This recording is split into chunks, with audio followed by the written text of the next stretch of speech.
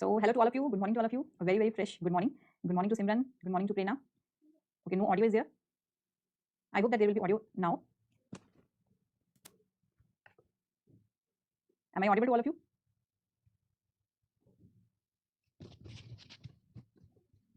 Okay, that's great. Okay, so tomorrow we have discussed about this head and neck question in which we have in the last talked about the tongue and the palatine tonsil. Okay, in the tongue, the nerve supply is very, very important. As we have discussed that we have discussed about its nerve supply. All the muscles they are supplied by hypoglossal nerve except the palatoglossus. And when we talk about the sensory supply, the entire two-third supplied by lingual nerve for general sensation, caudate tympani for taste sensation. And as we come to the posterior one-third plus the circumflex papillae, for both taste and the general sensation is by glossopharyngeal nerve, and for the posterior most part, it is again both taste and the general sensation is by the vagus nerve and its specific branch internal laryngeal nerve. And when we are talking about the hypoglossal nerve injury, the tongue will deviate to which side? The tongue will deviate to the side of the lesion. Okay, it will deviate to the side of the lesion because the overactive muscles of the other side they will push the tongue. Okay, they will push the tongue. So that is why the tongue will deviate. Remember, it will deviate to the side of lesion. Good morning, Afreen. Okay, so good morning, Sarah. So next over here, we will be talking about the nasal cavity. And if you see this sagittal section, okay, you should be knowing this sagittal section. This is the sagittal section of the head and neck. And when we see this sagittal section of head and neck, you should be able to identify these basic things. Like if I see over here, this is the this is the hard palate, right? This is the hard palate, and just posterior to it, you have this soft palate. This structure is soft palate. This is very easy to understand. Then towards the upper side over here, this is the base of the skull, and in the base of the skull, this is the sphenoid bone over here, and within the sphenoid bone, you can see sphenoid sinus. Okay, this is the sphenoid sinus, which is within it. Now, above the hard palate, you know the nasal cavity is present. This is the nasal cavity. This is the oral cavity. In the oral cavity, you're having the structured tongue, and in the nasal cavity, I will just come to the nasal cavity. Now, as we go backwards, we say behind the oral and the nasal cavity, you're having pharynx. Okay, so this region which is present over here, to be more specific, this region which is present over here, this is the whole pharynx, and the portion which is behind the nasal cavity, this portion is nasopharynx. Just below that, this portion behind the oral cavity is the oropharynx, and the portion which is behind the larynx is laryngopharynx. So these are the three portions.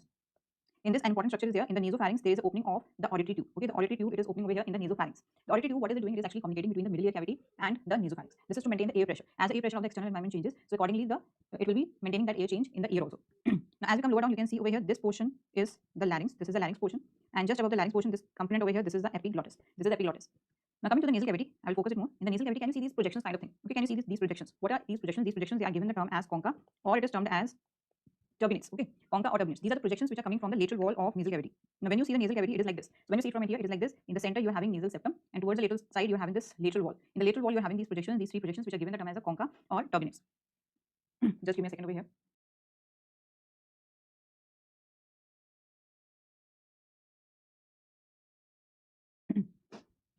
Okay, now when we are talking about the nasal cavity over here, the voice is very low. Too far. Okay.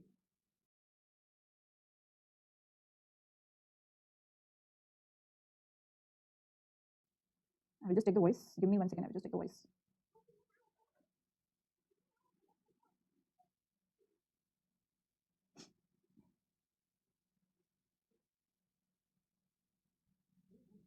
Hello. I think it must be better now. Is the voice better now? You can just tell me if the voice is better now or not. From my side, it will be. I hope that the voice is better now. So now talking about, we have started with the nasal cavity. We have started with the nasal cavity. In this, I've just introduced you that if I say this is the nasal cavity, then in the center you are having over here the nasal septum. Okay, this is the nasal septum. This is a very basic thing, and this is the lateral wall. This is the lateral wall of nasal cavity. Now from the lateral wall of the nasal cavity, okay, that's great, Afreen. So now from the lateral wall of the nasal cavity, we say that these are the three projections. Okay, these are the three projections over here, and these three projections, these are actually given the term as concha, or it is also termed as turbinates.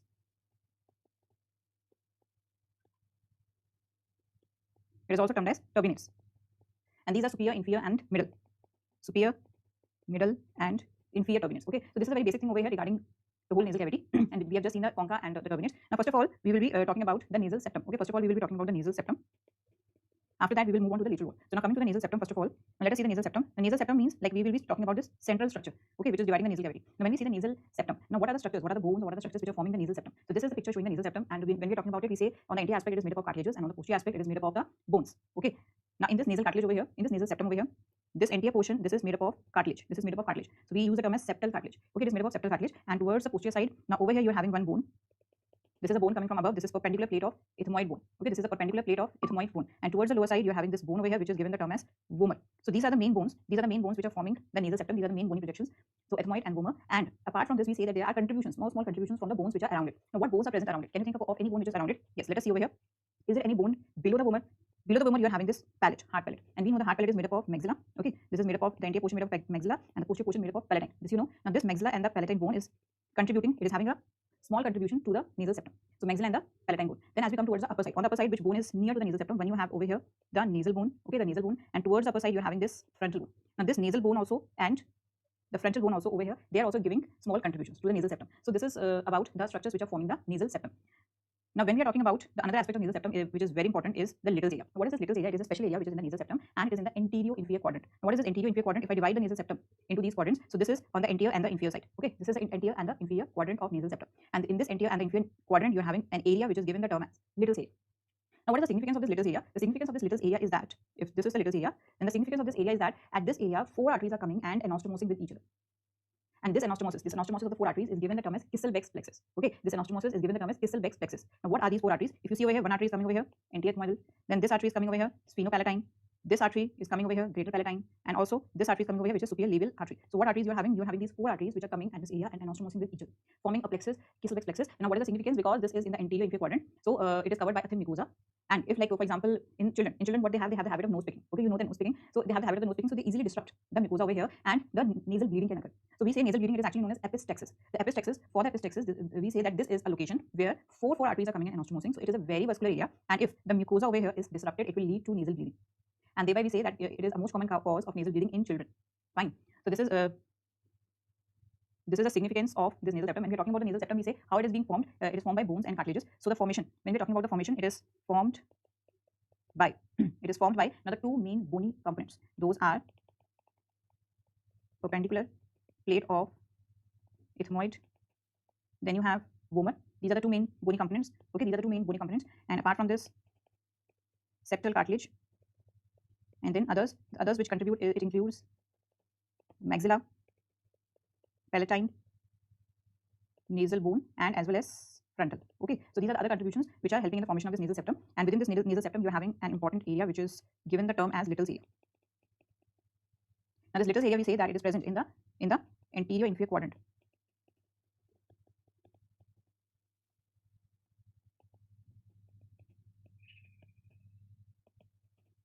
It is present in the anterior inferior quadrant of nasal septum, and we say it is the most common site for epistexis, or we say nasal bleeding, because it is a very vascular area.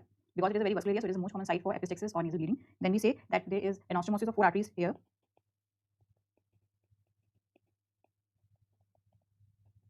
which is given the term as Kisselbeck's plexus. Okay, this is given the term as Kisselbeck's plexus. So the anastomosis of 4 arteries is there. Now, what are those 4 arteries? For the Kisselbeck's plexus, we say the arteries which are participating is, one is anterior ethmoidal artery. Then you say we are having the sphenopalatine artery, right? And after this, it was greater palatine artery. And which was the last one? It was the superior labial artery.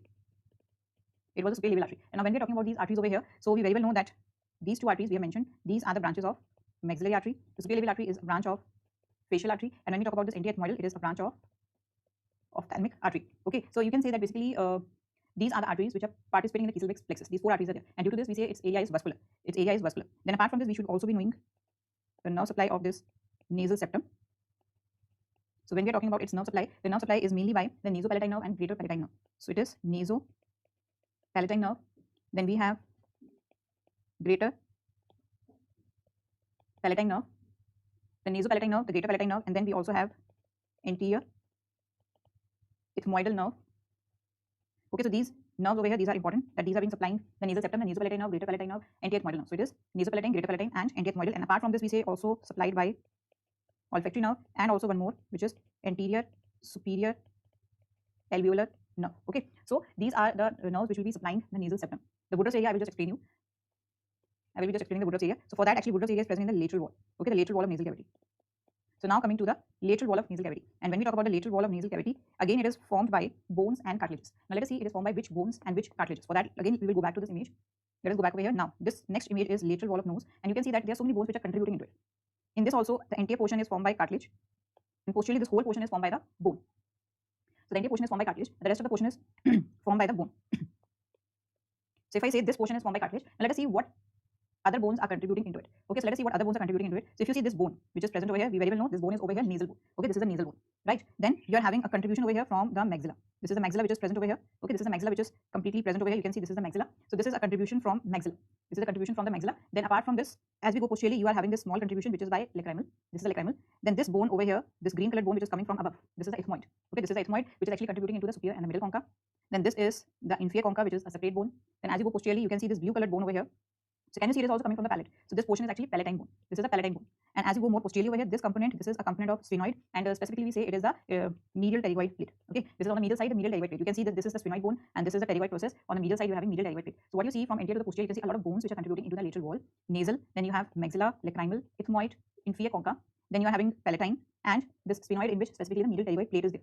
Fine. So if I come back over here, we will say that it is formed by which bones. So now it is formed by, first of all, nasal bone, then maxilla, lacrimal, ethmoid, inferior concha.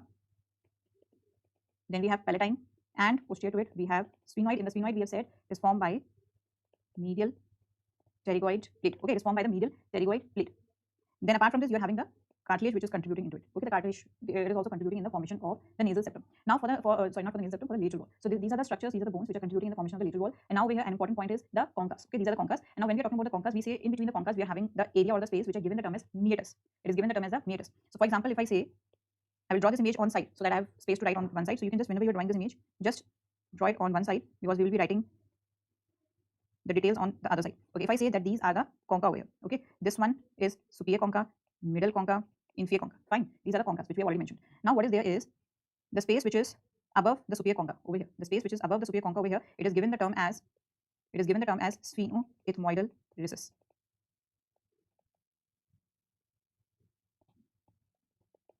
It is given the term as a sphenoethmoidal recess. Then as we go below, so now this is the area which is, what is this area? This area is between the superior concha and the middle concha. And now this area is given the term as, superior meatus. This area is given the term as superior meatus. And as we go below, this area. Now this area is between the middle and the inferior concha. And now this area is given the term as middle meatus. And lastly, we are having an area which is more below. This is the area which is below the inferior concha. And now this area is given the term as, inferior meatus. This is a very basic thing. Okay, it is given the term as the inferior meatus. Now what is happening over here in these spaces? We are having the openings of various structures. Okay, we are having the openings of various structures. So if you see, this is the picture which is showing the lateral wall of nose with the concas removed. And if the concas are removed, you can see this picture. If I say this is the superior concha, this is the middle concha, and this is the inferior concha. So now the space which is above it, this space is sphenoethmoidal recess. The space between superior and the middle, this is superior meatus. The area between over here, between this middle and the inferior, this is middle meatus. And as we go below, this area which is below the inferior concha, over here we say this is the inferior meatus. Okay, Prerna, you were talking about the Woodruff's plexus. The Woodruff's plexus, we say it is just below. It is just below the posterior part of inferior concha. So it will be almost at this location. Okay, it is just below the posterior part of the inferior concha, or you can say it is present in the inferior part. It is present in the posterior part of inferior meatus, and this area is basically having the venous plexus. Okay, the venous plexus is present over here, and this specific area is given the term as the Woodruff's plexus. Now, when we are talking about these areas, these meatus, so we say the paranasal sinuses which are present around the nasal cavity, we say that they are opening into these areas, and you should be knowing that specifically which paranasal sinus is opening in which area. And before to that, I will just show you first of all the middle meatus. Okay, this is the middle meatus. We have mentioned the middle meatus. In the middle meatus, what we see over here is that if you see the middle meatus over here, in the middle meatus there is this bulging over here. Okay, this bulging is present, which is given the term as bulla ethmoidalis. It is given the term as bulla ethmoidalis, which bulging is due to the middle ethmoidal ear sinus. Okay, it is due to the middle ethmoidal ear sinus, and they will be opening over here in the bulla ethmoidalis. And just below the bulla ethmoidalis, if you see, there is this semicircular kind of like arching kind of thing. This is given the term as hiatus semilunaris. Okay, hiatus semilunaris. These are the components of the middle meatus. I will just tell you what is opening where. So coming back to this image, now when we are talking about the sphenoethmoidal recess, what is the sinus which is draining over here? So we say it is a sphenoid sinus which drains over here. The sphenoid sinus it drains over here. Posterior ethmoidal ear sinus. The posterior ethmoidal sinus. When we are talking about the posterior ethmoidal sinus, the posterior ethmoidal sinus, it is present in the, or it is draining into the superior meatus. And then when we are talking about the middle meatus, over here we have mentioned in the bulla ethmoidalis, the sinus which is opening over here is middle ethmoidal sinus. Okay, the middle ethmoidal sinus is opening over here, and in the middle meatus only we say we are having this hiatus semilunaris. And in the hiatus semilunaris, the rest of the ear sinuses, they are opening over here. What are the rest of the ear sinuses? You have frontal sinus, then you have maxillary sinus, and in the ethmoidal we are left with anterior ethmoidal. Okay, the anterior ethmoidal ear sinus. So these are the all sinuses which are opening into the middle meatus. Now these sinuses are important over here, and this middle meatus is important. Okay, the structures which are opening. In fact, this whole drainage over here, this is important for you. This is important for you, and this whole drainage is important for you. In this, very important is the middle meatus. All the structures opening over here. And when we talk about the inferior meatus, what happens over here? The structure which is opening is a bit different, and we say the nasolacrimal duct. It is a nasolacrimal duct which is opening over here. So the nasolacrimal duct, it is bringing the tears from the eyes, and the tears from the eyes, they come and they open into this inferior part of the nasal cavity, that is in the inferior meatus. So the tears are being drained over here by this nasolacrimal duct. And now when we are talking about this Woodruff's area, when we talk about this Woodruff's area over here, for the Woodruff's area, we say that it is located below the posterior part of inferior concha, and this is basically a venous plexus. Okay, it is basically a venous plexus. And then apart from this, I'll just add a note over here, is that when we are talking about the sinuses, we say the maxillary sinus is the first to develop. Okay, so when we are talking about the maxillary sinus, it is important for us that it is a maxillary sinus which is first to develop.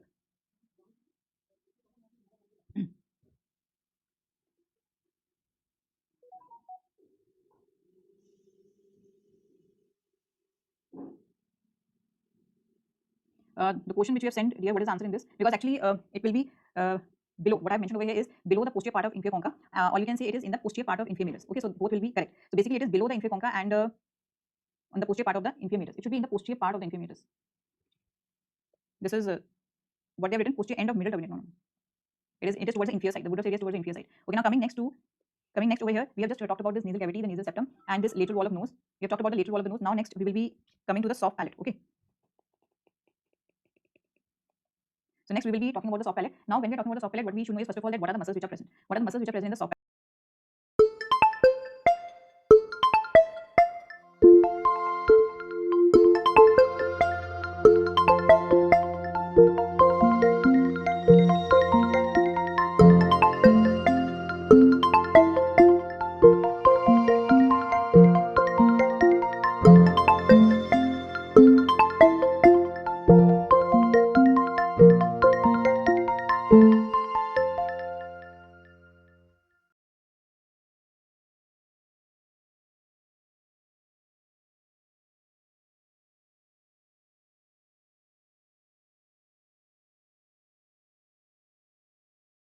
We have already mentioned that where the soft palate is present, and if I say what are the muscles which are present over here, in the muscles you are having an important muscle which is tensor villi palatini. The most important muscle over here is the tensor villi palatini. Then we have, I will be writing in short as TVP, then levator villi palatini, and then you have musculus uvulae. Musculus uvulae. Then apart from this, you have palatoglossus, palatopharyngeus. And now when we are talking about these muscles, an important aspect over here is that all these muscles, they are supplied by. So now over here you can see that we have mentioned all the supply of these various structures, and always the exceptions are there. And whenever the exception is there, we say that it is important for us. The exceptions are important. So similarly over here, when we talk about all the muscles, they are supplied by the cranial root, or you can say part of accessory nerve, via the pharyngeal plexus. Now over here also we are having an exception, except. Okay, except. What is exception over here? Exception is tensor villi palatini. And if you remember, we have mentioned about the tensor villi palatini when we were talking about that ganglias. We have said tensor tympani and the tensor villi palatini. Both the tensors, they are supplied by mandibular nerve. Okay, it is supplied by mandibular nerve. So both of them, they are supplied by the mandibular nerve. So this exception is important for us when we are talking about the exception. Now after this, we will be discussing about each muscle of the soft palate one by one. So first of all, we will discuss about the tensor villi palatini. Okay, this is the main muscle over here.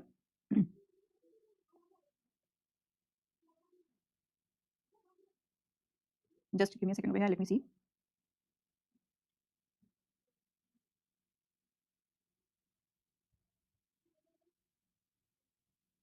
Okay, over here, this is the image which is actually showing the formation of the soft palate. You can see this is the soft palate which is present. This is the posterior view of the nasal cavity. The nasal cavity is present over here. This is the nasal cavity, and just below that you have hard palate. This is the soft palate which is attached to the posterior margin of the hard palate. Okay.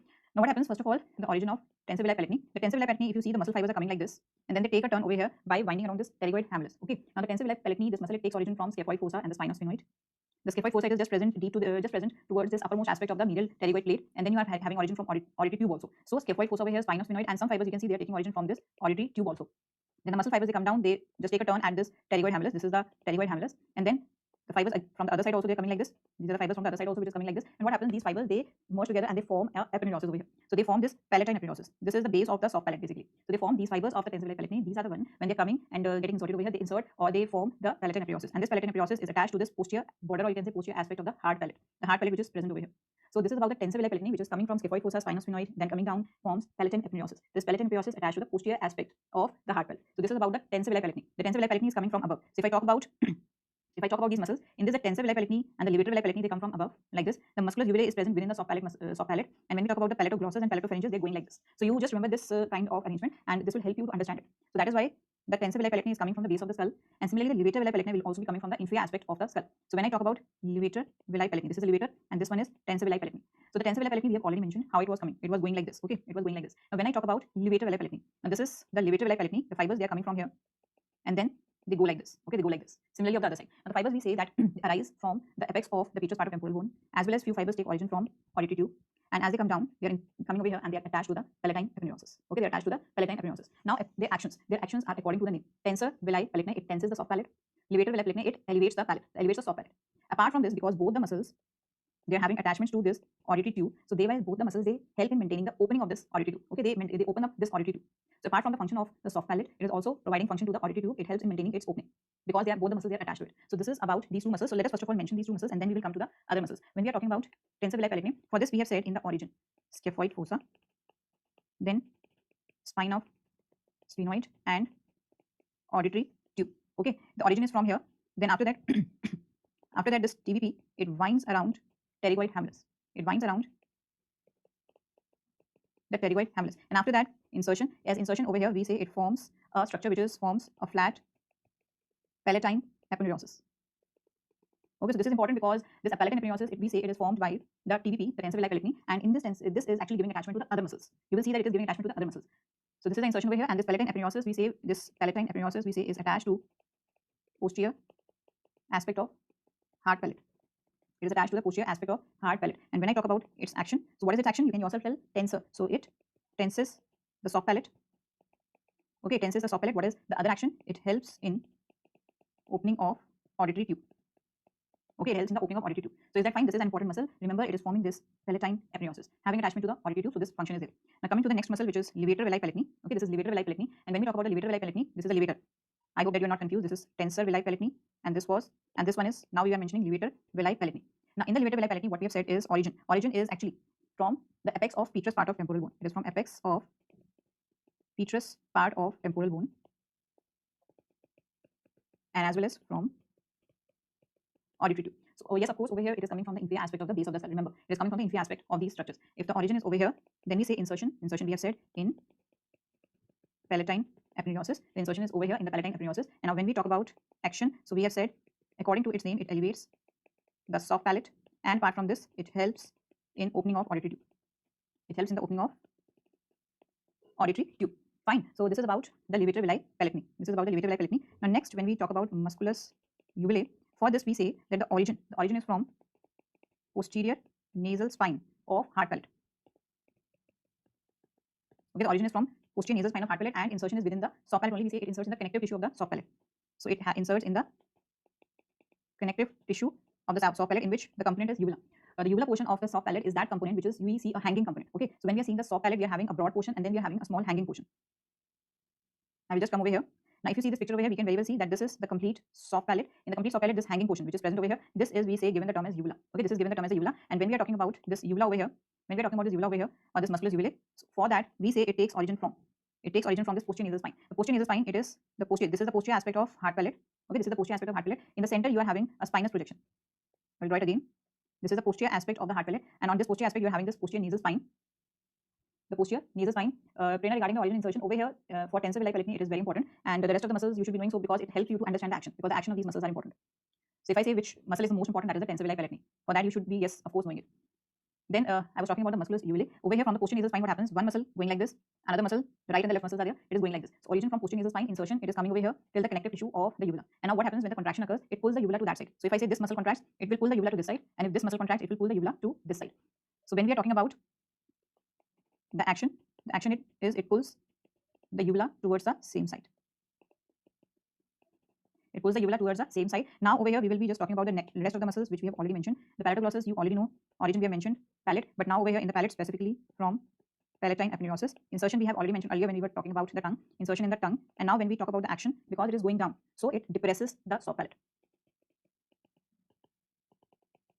Because it is going down, so it depresses the soft palate. Same is for palatopharyngeus. Same is for the palatopharyngeus. When we talk about the origin, it is from palatine aponeurosis, and when we talk about the insertion is on the thyroid cartilage, its posterior border. And when we talk about the action over here, now the action is the same. It depresses the soft palate. Okay, depresses the soft palate. Over here, the action is very important. Which muscle is helping in what action? So this is important for you. And apart from this, if I talk about the sensory supply of the soft palate, so over here the sensory supply is by glossopharyngeal nerve. It is by the glossopharyngeal nerve, or apart from this, it is also supplied by lesser palatine nerve. And when we talk about this lesser palatine nerve, it is actually via the pterygopalatine ganglia. It is by the pterygopalatine ganglia. And now over here, the clinical aspect which is associated with this, the clinical aspect is that if I say there is any lesion or if there is any injury of the vagus nerve, or we say the cranial accessory nerve. Now because the cranial accessory nerve is the one which is supplying all of the muscles over here. So if the lesion it occurs over here, so what will it lead to? So in this what happens, the uvula is deviated. Now the point is the uvula is deviated where? So we say the uvula is deviated. The uvula is deviated to the opposite side of lesion. Okay, so the uvula is deviated to the opposite side of lesion. Now, what is the reason over here? Because when we have talked about the action of musculus uvulae, we have said that if the right side is contracting, it pulls the uvula toward itself. If the left side is contracting, it pulls the uvula to itself. So, for example, if I say if right side paralysis is there, so on the left side, the musculus uvulae will pull the uvula towards itself. So that means that if this is the side of lesion, the right is the side of the lesion, the uvula is shifted toward the opposite side. So that is why I've written the uvula is deviated to opposite side of lesion. Okay, that is towards the normal side. So it is shifted towards the opposite side of lesion. Sada, let me read. I will just read what you are saying. For the tensor and the levator vela collecting, you can see, yes, the origin and the origin is different. Yes, insertion is same, palatine epiprocess. But the thing is that the palatine epiprocess, if they ask you, it is formed by which muscle? So it is formed by tensor villi palatine. And if I talk about the action, accordingly, we say that tensor, it helps in tension of the, it tenses the soft palate, levator, it elevates the soft palate, but both are helping in the opening of the auditory tube. So I hope I've got your question. And so this was about the soft palate. Okay, this was about the soft palate. Now next, we will be moving on to the pharynx region. And in the pharynx region, we have already talked about the pharynx region that we have divided into three components. So when we talk about the pharynx region, first of all, you should be knowing its extent. Okay, you should be knowing its extent. Now for the extent, we know that it extends from the base of the skull. I will go back over here. Okay, so when we talk about this pharynx over here, this is whole pharynx. Okay, this is whole pharynx. And if I see the pharynx over here, this is the base of skull. It is extending from the base of skull and it is going till this C6 vertebra. Okay, it is going till the C6 vertebra, and you can say it is going till this low border of C6. And this low border of C6, it corresponds to the lower border of this cartilage which is present over here. And this is the cricoid cartilage. So you can say that this pharynx is extending till the lower border of cricoid cartilage or this C6 vertebra. And above it is over here, it is still this base of the skull. So this is the extent of the pharynx. And when we talk about the pharynx, below it will continue as, very well we know it continues as the esophagus. So what are the basic points over here for the pharynx? When we talk about the extent, for the extent we say that it is from base of skull to, you can say to C6, and over here specifically you can say it's lower border, the lower border of C6. And this lower border of C6, it also corresponds to the lower border of cricoid cartilage. So you can say that the C6 or lower border of cricoid cartilage. So this is the same thing. The C6 vertebra is corresponding to the lower border of cricoid cartilage. So this, just remember, the lower border of cricoid cartilage is at the level of C6. So this is the extent of pharynx, and this pharynx below, you can say at C6 it continues as esophagus. At C6 it continues as esophagus, and when we are talking about its parts, we have mentioned nasopharynx, oropharynx, and laryngopharynx. Okay, so these are the various parts of the pharynx region. And one more aspect of the pharynx region is that one more aspect of the pharynx region is that this pharyngo-esophageal junction, okay, where the pharynx is ending and esophagus is beginning. That is given the term as pharyngo-esophageal junction.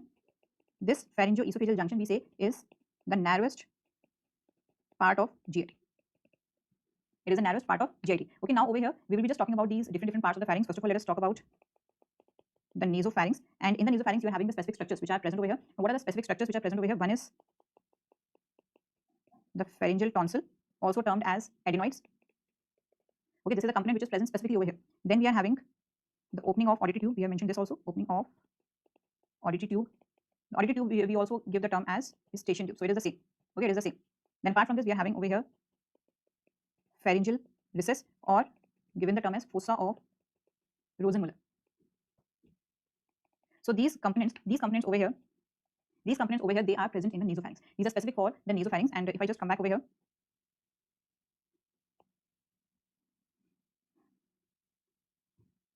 okay, now if you see this area, we very well know that this is the nasopharynx, right? We are clear that this is the nasopharynx. Now in the nasopharynx, what we see over here is that, first of all, we have already mentioned that there is the opening of auditory tube. Okay, this is the opening of auditory tube. This is the station tube or the auditory tube. Then towards the uppermost aspect of the nasopharynx, that is near the base of the skull, you are having the lymphoid aggregates. The lymphoid aggregates is present over here, and these lymphoid aggregates, it is given the term as pharyngeal tonsil. Okay, it is given the term as pharyngeal tonsil or the adenoids. Then apart from this, just below it, there is a small depression. You can say a depression which is present over here, which is given the term as pharyngeal recess or fossa of Rosenbluth. These are the components which are present in nasopharynx. Apart from this, one more structure is here. If you see, this is the eustachian tube. Just posterior and superior to the eustachian tube, there is a lymphoid aggregate over here, which is given the term as tubal tonsil. It is given the term as tubal tonsil, and from this eustachian tube over here, there is a fold which is going anteriorly, and there is a fold which is going posteriorly. There are two folds which are going like this, and they are given different terms. So let us see what is this. If I say this is the eustachian tube, or you can just write auditory tube to be on the simpler side. If I say this is the auditory tube, then the lymphoid aggregate which is present over here, this lymphoid aggregate which is present over here, this is tubal tonsil. This is actually present posterior superior on this posterior superior part of auditory tube. So this is quite evident. It is present on the posterior superior part of the auditory tube. Then we are having the folds. One fold like this, another fold like this. Okay, there are two folds. Now what are these folds? If I say first is salpingo-palatine fold. This is on the anterior side. This is on the anterior side. And when we talk about this fold, we say that deep to it a muscle is there, which is levator velli palatini. So this fold, just deep to this fold, you are having the levator velli palatini. And the second fold is salpingo pharyngeal fold, and this is towards the posterior side. And when we talk about which muscle is present deep to it, so deep to it, you are having the muscle of the same name, which is salpingo-pharyngeus. Okay, it is the salpingo-pharyngeus. This is the muscle which is just present deep to it. Then apart from this, when we are talking about the auditory tube over here, so we say this is between nasopharynx and middle ear cavity. This we have already mentioned that it is between the nasopharynx and the middle ear cavity. And when we are talking about this auditory tube, we say that some portion is bony and some portion is cartilaginous. So its outer portion is bony, inner portion is cartilaginous. So this is a very basic thing. The outer 1/3 part is bony. It has outer 1/3 bony part and inner 2/3 cartilaginous part. Okay, so this is a very basic thing about the auditory tube which you should be knowing, that outer part is bony, inner part is cartilaginous. Now, similarly, they have specific feature in the laryngopharynx also. Okay, so as we have told these specific features in the nasopharynx, similarly over here there is a specific feature in the laryngopharynx, and that is the pyriform fossa. In this you have pyriform fossa, also termed as recess. So in the laryngopharynx you are having this pyriform fossa, which is important for you. And now where is this pyriform fossa present? We say basically it is present on the either side of laryngeal inlet. It is present on either side of laryngeal inlet. Fine. This is a depression or this is a recess which is present on either side of laryngeal inlet. Now for this, if I come to the laryngopharynx, so we know that if I see this picture, the laryngopharynx is present at this location. And so as to see this pyriform fossa, we should have a look of this view. This is the view of the nasopharynx from, you can say, from the posterior aspect. This is the larynx over here. This is the larynx. And when you visualize it from the posterior aspect, this is basically a schematic image. This is the larynx and this is the laryngeal inlet. Okay, this is a laryngeal inlet. Now we say that on the either side of laryngeal inlet, there is a depression. So there is a depression over here and over here also. There is a depression over here and as well as over here. These depressions on the either side of laryngeal inlet, this is given the term as pyriform fossa. So let us see again over here. Can you see that on the either side of this laryngeal inlet, you are having these depressions termed as pyriform fossa. And if I say that what are the structures which are binding it, what are the structures on the medial and the lateral side over here? So we say that when we are talking about the structures which are on its medial and the lateral side, so on the medial side, yes, you are having this laryngeal inlet, and in the laryngeal inlet, you are having a fold over here, which is given the term as epiglottic fold. Okay, this fold is there, which extends from epiglottis to the arytenoids which are present over here. So on the medial side, it is bounded by this epiglottic fold. This is epiglottic fold. And when we see towards the lateral side, then towards the lateral side over here, we say that the thyroid cartilage and this membrane, which is the thyroid membrane, these are the structures which are present on the lateral side. Okay, the thyroid cartilage and the thyroid membrane, these are the structures which are present over here on the lateral side. So for this pyriform fossa, you should be knowing that what is present medial and what is present lateral. So when we talk about the medial side, medially you have epiglottic fold. Laterally you are having this main structure, which is thyroid membrane, the thyroid membrane, and along with this thyroid membrane, thyroid cartilage is also there. Some portion of the thyroid cartilage is also coming. Then apart from these medial and the lateral relations, we say this pyriform fossa is related to internal laryngeal nerve. It is related to internal laryngeal nerve. Okay, so it is related to internal laryngeal nerve, and apart from this, it is related to superior laryngeal vessels. These are the structures which actually pierce. These structures are actually which pierce the thyroid membrane. These are the structures which actually pierce the thyroid membrane. So this fossa is important. Medially, again, let us go over here in this image. I will just talk about this again. If I say that this is the larynx, this is the laryngeal inlet, then over here above you are having epiglottis, below you are having arytenoids. In between this, the fold which is going is aryepiglottic fold. Okay, so this aryepiglottic fold is the one which is present on the medial aspect of this pyriform fossa. This is the pyriform fossa, this is the pyriform fossa. Now if I see on the lateral side, you are having this thyroid cartilage which is coming over here in the lower aspect, and in the major aspect over here you are having this thyroid membrane. Now there are certain structures which pierce the thyroid membrane. We are having this superior laryngeal vessels, as well as we have this nerve over here. This nerve is internal laryngeal nerve. So the internal laryngeal nerve and along with the superior laryngeal vessels, they are in relation with the pyriform fossa. They are in relation with the pyriform fossa. Now over here, we have just talked about these three parts, and when we're talking about these three parts, we should be knowing the sensory supply of each of the part. If I talk about nasopharynx, the nasopharynx, it is sensory supply is maxillary nerve. For oropharynx, it is supplied by glossopharyngeal nerve. And regarding the laryngopharynx, we say it is supplied by vagus nerve. This is the sensory supply of the whole of the pharynx over here. Now, next we will be coming to what muscles are present. Till now, we were talking about the three parts, the basic points, what are the main structures which are present in each of the component, and the sensory supply. Now, coming to what muscles are forming the pharynx. Okay, what muscles are forming the pharynx. So, when we talk about the muscles, in the muscles, we actually say that it is having three circular and three longitudinal. Okay, so there are three circular muscles, three longitudinal muscles. In the circular muscles, you are having superior constrictor, middle constrictor, inferior constrictor. These are the three muscles. Then when you talk about the longitudinal, in the longitudinal we include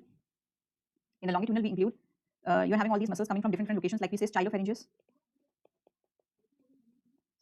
then we have palatopharyngeus, salpingo, pharyngeus. So over here, as the name suggests, stylo, palato, salpingo. They're coming from three different regions, and they will be all coming towards the pharynx. Okay, so the stylo, if I say the stylo, as the name suggests, it is coming from the stylet process.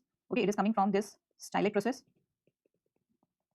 As the name suggests over here, palato, as the name suggests, we have already mentioned, it is coming from the palate, and that's specifically from the palatine aponeurosis. So palato, it is coming from the palatine aponeurosis. This one is coming from palatine aponeurosis, which we have just mentioned over here. And when we talk about the salpingo is basically coming from, it is, as the term suggests, salpingo. For the salpingo, if you see, we have made this picture over here, salpingo palatine, salpingo pharyngeal. What does it mean? Salpingo word is for auditory tube.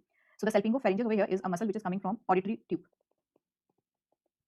So these muscles, they are taking origin from different points. Accordingly, they are named. And we say these three longitudinal muscles, they come together and they are coming to the pharynx. So we say that these three longitudinal muscles, they are basically having a common insertion. Coming from different areas, but having a common insertion. Now, what is a common insertion for all these? So let us just write common insertion for all these. This is for longitudinal only. Okay, we are talking about the longitudinal. So the common insertion is in posterior border of thyroid cartilage.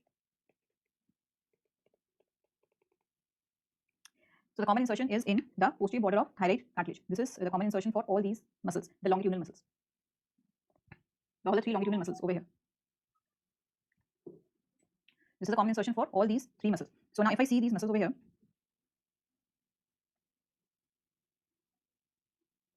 okay, if I come over here in this picture, when we are talking about these three muscles, so we say that from the stylet process, the muscle will come, this is the stylopharyngeus. Then from palatine aponeurosis, from this palate portion over here, the muscle which will come is the palatopharyngeus. And the salpingopharyngeus, it comes from the auditory tube over here, this one. So all the three muscles, they merge together and they come towards the thyroid cartilage. This is the thyroid cartilage, and they're inserted towards the posterior border of thyroid cartilage. Okay, the posterior border of thyroid cartilage. Now coming to the constrictor muscles. When we're talking about the constrictor muscles, in this, the most important is the superior constrictor. But in fact, in the constrictor muscles, you should be having an idea that where the origin is there, where the insertion is there. When we talk about the origin, by this diagram, you can tell that what is the origin. So if you see this picture, the origin of superior constrictor. This is superior constrictor. The origin is from here. The structure present over here, this is pterygoid hamulus. Then this structure is pterygomandibular raphe. Right, so the origin of the fibers is from these two main structures. Then slight area which is on the inner aspect of the mandible, which is just adjacent to it, inner aspect of the mandible, and as well as some fibers, they arise from the posterior aspect of the tongue.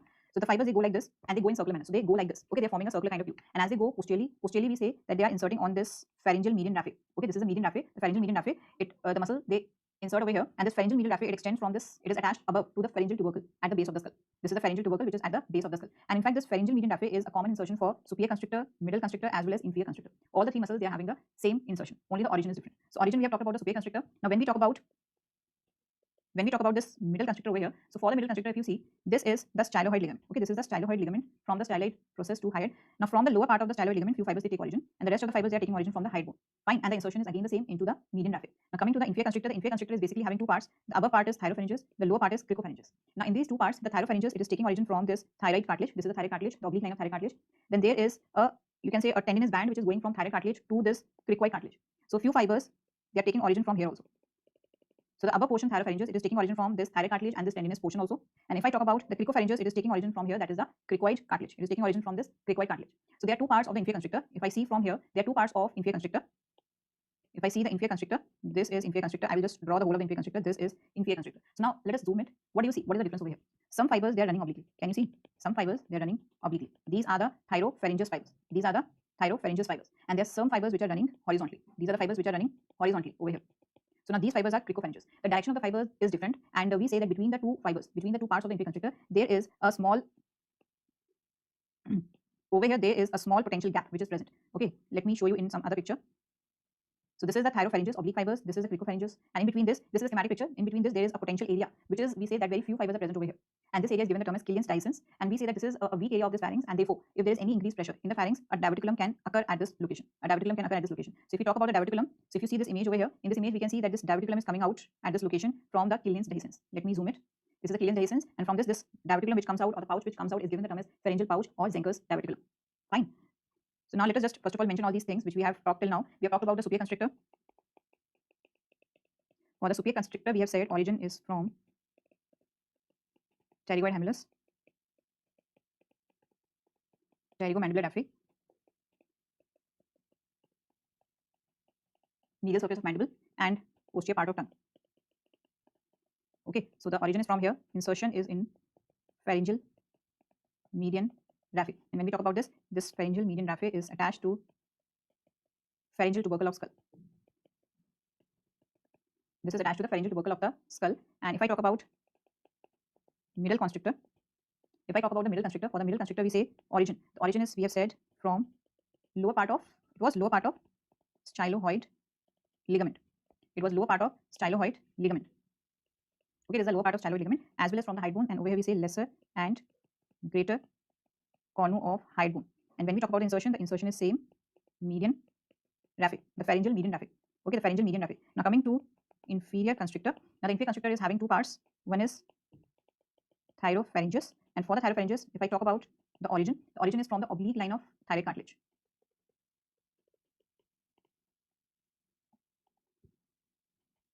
It is from oblique line of thyroid cartilage, as well as there is a tubercle over here, as well as its inferior tubercle. Apart from this, the origin is from the tendinous band which is between thyroid and cricoid cartilage.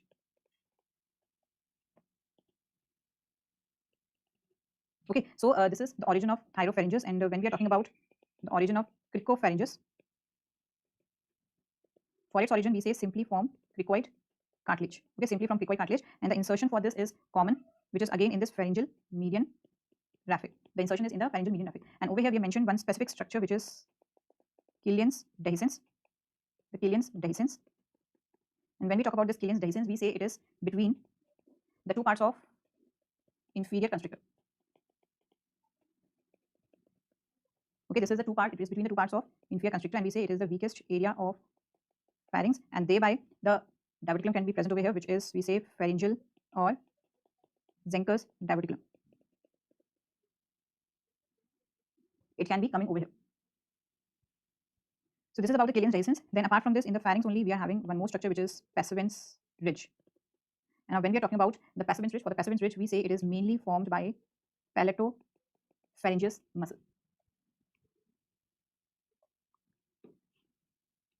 Now, till now we have talked about all these important muscles, and when we talk about all these muscles, we say all these muscles, they are supplied by pharyngeal plexus. Okay, if you just remember pharyngeal plexus, wherever we have mentioned this word, mainly pharyngeal plexus is for soft palate and pharynx. So you can remember PPP, pharyngeal plexus, PP for pharynx, P for pharynx, P for palate, soft palate. So majority of the muscles supplied by the pharyngeal plexus are the muscles of pharynx and the muscles of soft palate. You can remember by P. So now when we say that all supplied by the pharyngeal plexus are the muscles of pharynx and the muscles of soft palate, you can remember by PPP. That is an easy way to remember. So now when we say that all the muscles, they are supplied by the pharyngeal plexus, except, what is exception over here? One exception. There are actually two exceptions over here. One is stylopharyngeus. The stylopharyngeus is actually supplied by glossopharyngeal nerve. It is actually supplied by the glossopharyngeal nerve. Second exception is cricopharyngeus, and this cricopharyngeus is actually supplied by recurrent laryngeal nerve. Okay, so this is very important. Again, this is important that the nerve supply over here, and because exceptions are also there. Now coming back to this image, coming back over here. Okay, in this image we have just talked about the all the muscles over here. And when I talk about the palatopharyngeus, it will be going like this. This is the palatopharyngeus. And what happens? Some fibers of the palatopharyngeus, they go like this also. Okay, they go like this over here. And for this, I will just come to this image over here. Okay, in this image, if I say the palatopharyngeus, it is going like this. This is the palatopharyngeus, right? From the palate to this thyroid cartilage. And what happens? Some fibers from here, they go like this. Okay, some fibers, they sweep like this, and similarly from the other side also the fibers, they sweep like this. So the right and left palatopharyngeus, the fibers also sweep like this, and we say they form Passavant's ridge. So these are the muscle fibers forming the Passavant's ridge, and they are basically between this nasopharynx and oropharynx. So they are guarding this isthmus. They are guarding this isthmus between nasopharynx and oropharynx. So that is why we say passerine ridge is formed by palatopharyngeal muscle. Then apart from this, let us see this image over here. In this is a schematic image which is showing superior, middle, and inferior constrictor. And we say that there are structures which are passing between these components. Okay, there are structures which are passing between superior and middle and inferior. And there are structures which are passing below the inferior. There are structures which are passing above the inferior. So if I see above the inferior, above the superior muscle, if I say this is the superior constrictor and this one is base of skull. So this is the base of skull. So in between over here, this area, the area which is between the superior constrictor and base of skull, it is given the term as sinus of Morgagni, and it gives passage to an important structure over here. This is the auditory tube, as well as along with it a muscle levator villi palatini. Okay, so these are the over here we will be mentioning the structures which will be passing through between these muscles. So if I say what are the structures, so if I say structures passing through, so what are, like we can say for example the structures which are present between base of skull and superior constrictor. Okay, this area is given the term as sinus of Morgagni. This area is given the term as sinus of Morgagni, and the structures which are present over here, this will include auditory tube. This will include auditory tube. Yes, I will be just giving the break. So this will include the auditory tube, levator villi palatini, the levator villi palatini, and as well as one more structure is there which is ascending palatine artery. Okay, so these are the structures which are above the superior constrictor or between the base of skull and superior constrictor. If I say what are the structures between superior constrictor and middle constrictor, so now over here between the superior and the middle constrictor you are having this muscle stylopharyngeus, and along with it a nerve which is glossopharyngeal nerve. Now between the middle constrictor and the inferior constrictor, what structures are there? So over here we have already mentioned internal laryngeal, if you remember. So that structures they run together, the internal laryngeal nerve and superior laryngeal vessels. Okay, so these are the structures which are passing between the middle constrictor and the inferior constrictor. If I say below the inferior constrictor, the structures which are present over here is recurrent laryngeal nerve and as well as inferior laryngeal artery or the vessels. You can just write over here artery, this one artery, and this one also laryngeal artery. Okay, so these are the structures which are present between these muscles, above the muscle and below the muscle. Okay, now let us take a break over here, a quick break. Okay, let us take a break till 11:40. Okay, 10 minutes break, a quick break is there, then we will return back.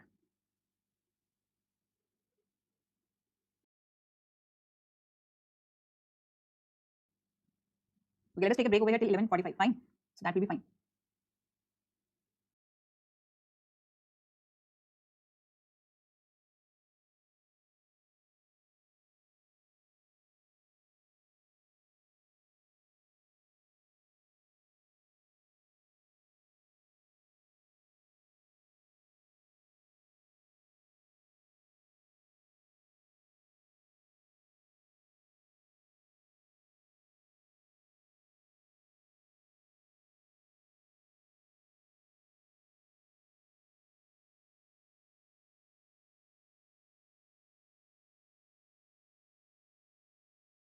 You can see over here, this one is thyroid.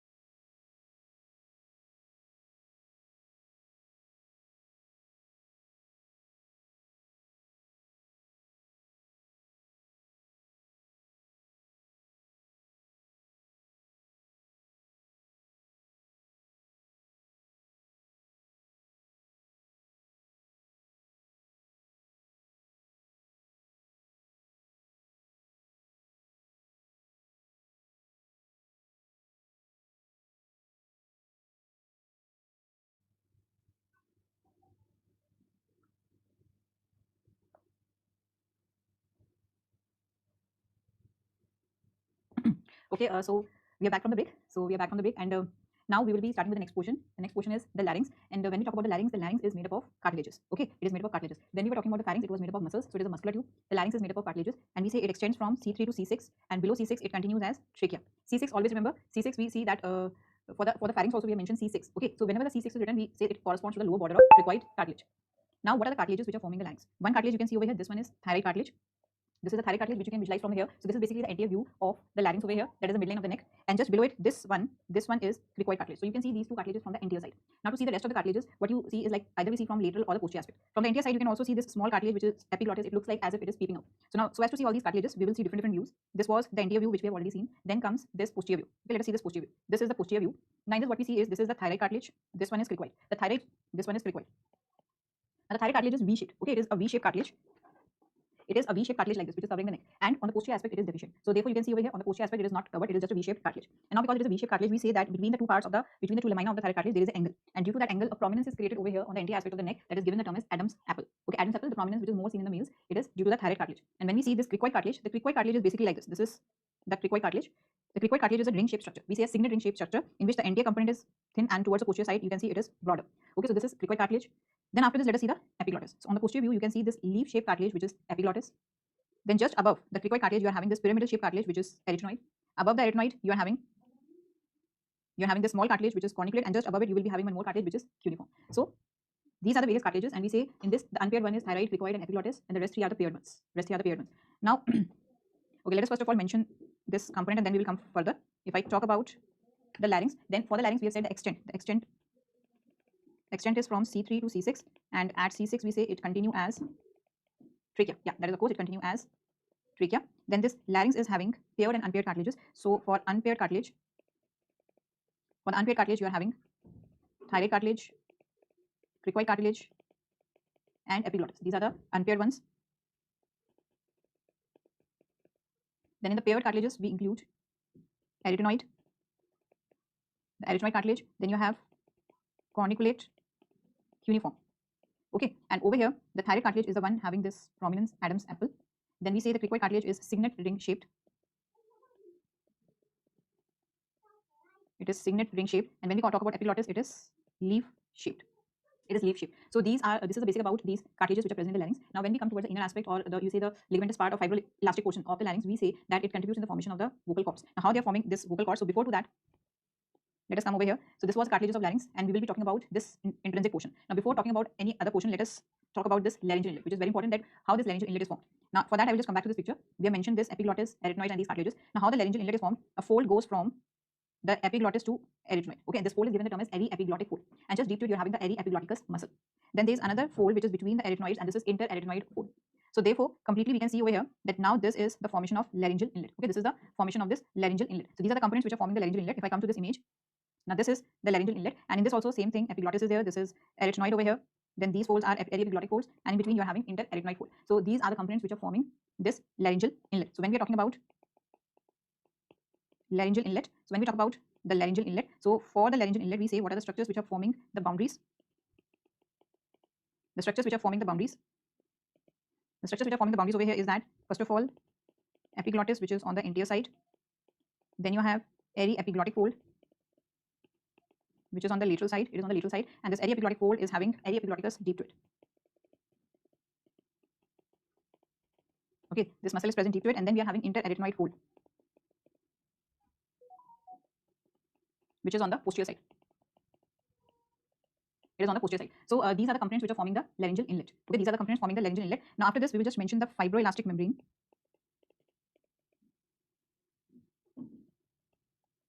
Now the fibroelastic membrane or this membranous component within the larynx is, so this is like explained in different manners in the books, but the most easiest way to remember is that there is a fibroelastic membrane in the upper part of the larynx and another is in the lower part of the larynx. So if I say that this is the larynx over here, this is the inner portion of the larynx. So on the upper part over here there is a fibroelastic membrane, and similarly towards the lower part there is a fibroelastic membrane. Now which is present on the upper side? This is quadrangular membrane, right? And on the lower side you have cricovocal membrane. These are the two membranes or the fibroelastic structures which are present upper and the lower aspect of larynx. Now the quadrangular membrane, as it comes down, it thickens to form vestibular ligament. Okay, it thickens to form the vestibular ligament. And now when we talk about cricovocal membrane, as it goes up, it thickens to form vocal ligament. This is the basic thing over here. And now when we say that the mucosa which covers it, when the mucosa covers the vestibular ligament and the vocal ligament, at this location it forms the vocal cords, the false vocal cords and the true vocal cords. The false vocal cords are present slightly above and the true vocal cords are below. So if you see this image, let us go back over here again. Now in this image, if you try to see this picture, now in the larynx, what they are showing, there is this membrane which is present over here, and now this membrane is the quadrangular membrane. This is the quadrangular membrane, and towards the lower side over here, you are having this membrane over here, which is cricovocal. This is the cricovocal, and they are forming these ligaments, which we have just mentioned, the vestibular and the vocal ligament. So if you see this image over here, in this image, they have shown these. This is a quadrangular membrane which is forming this vestibular ligament towards the lower side, okay, and this one is cricovocal membrane which is forming this vocal ligament over here. And now when the mucosa covers it like this, it covers it like this, so it forms over here the false vocal cord and true vocal cord, the false and the true vocal cord, and when we see these false and the true vocal cords, how do they appear?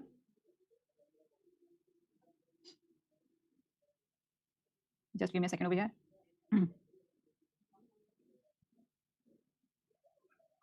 Okay, for that we will just see this sagittal section again. If I just focus on the larynx, okay, if I focus on this larynx portion over here, this is the larynx. So can you see these folds over here?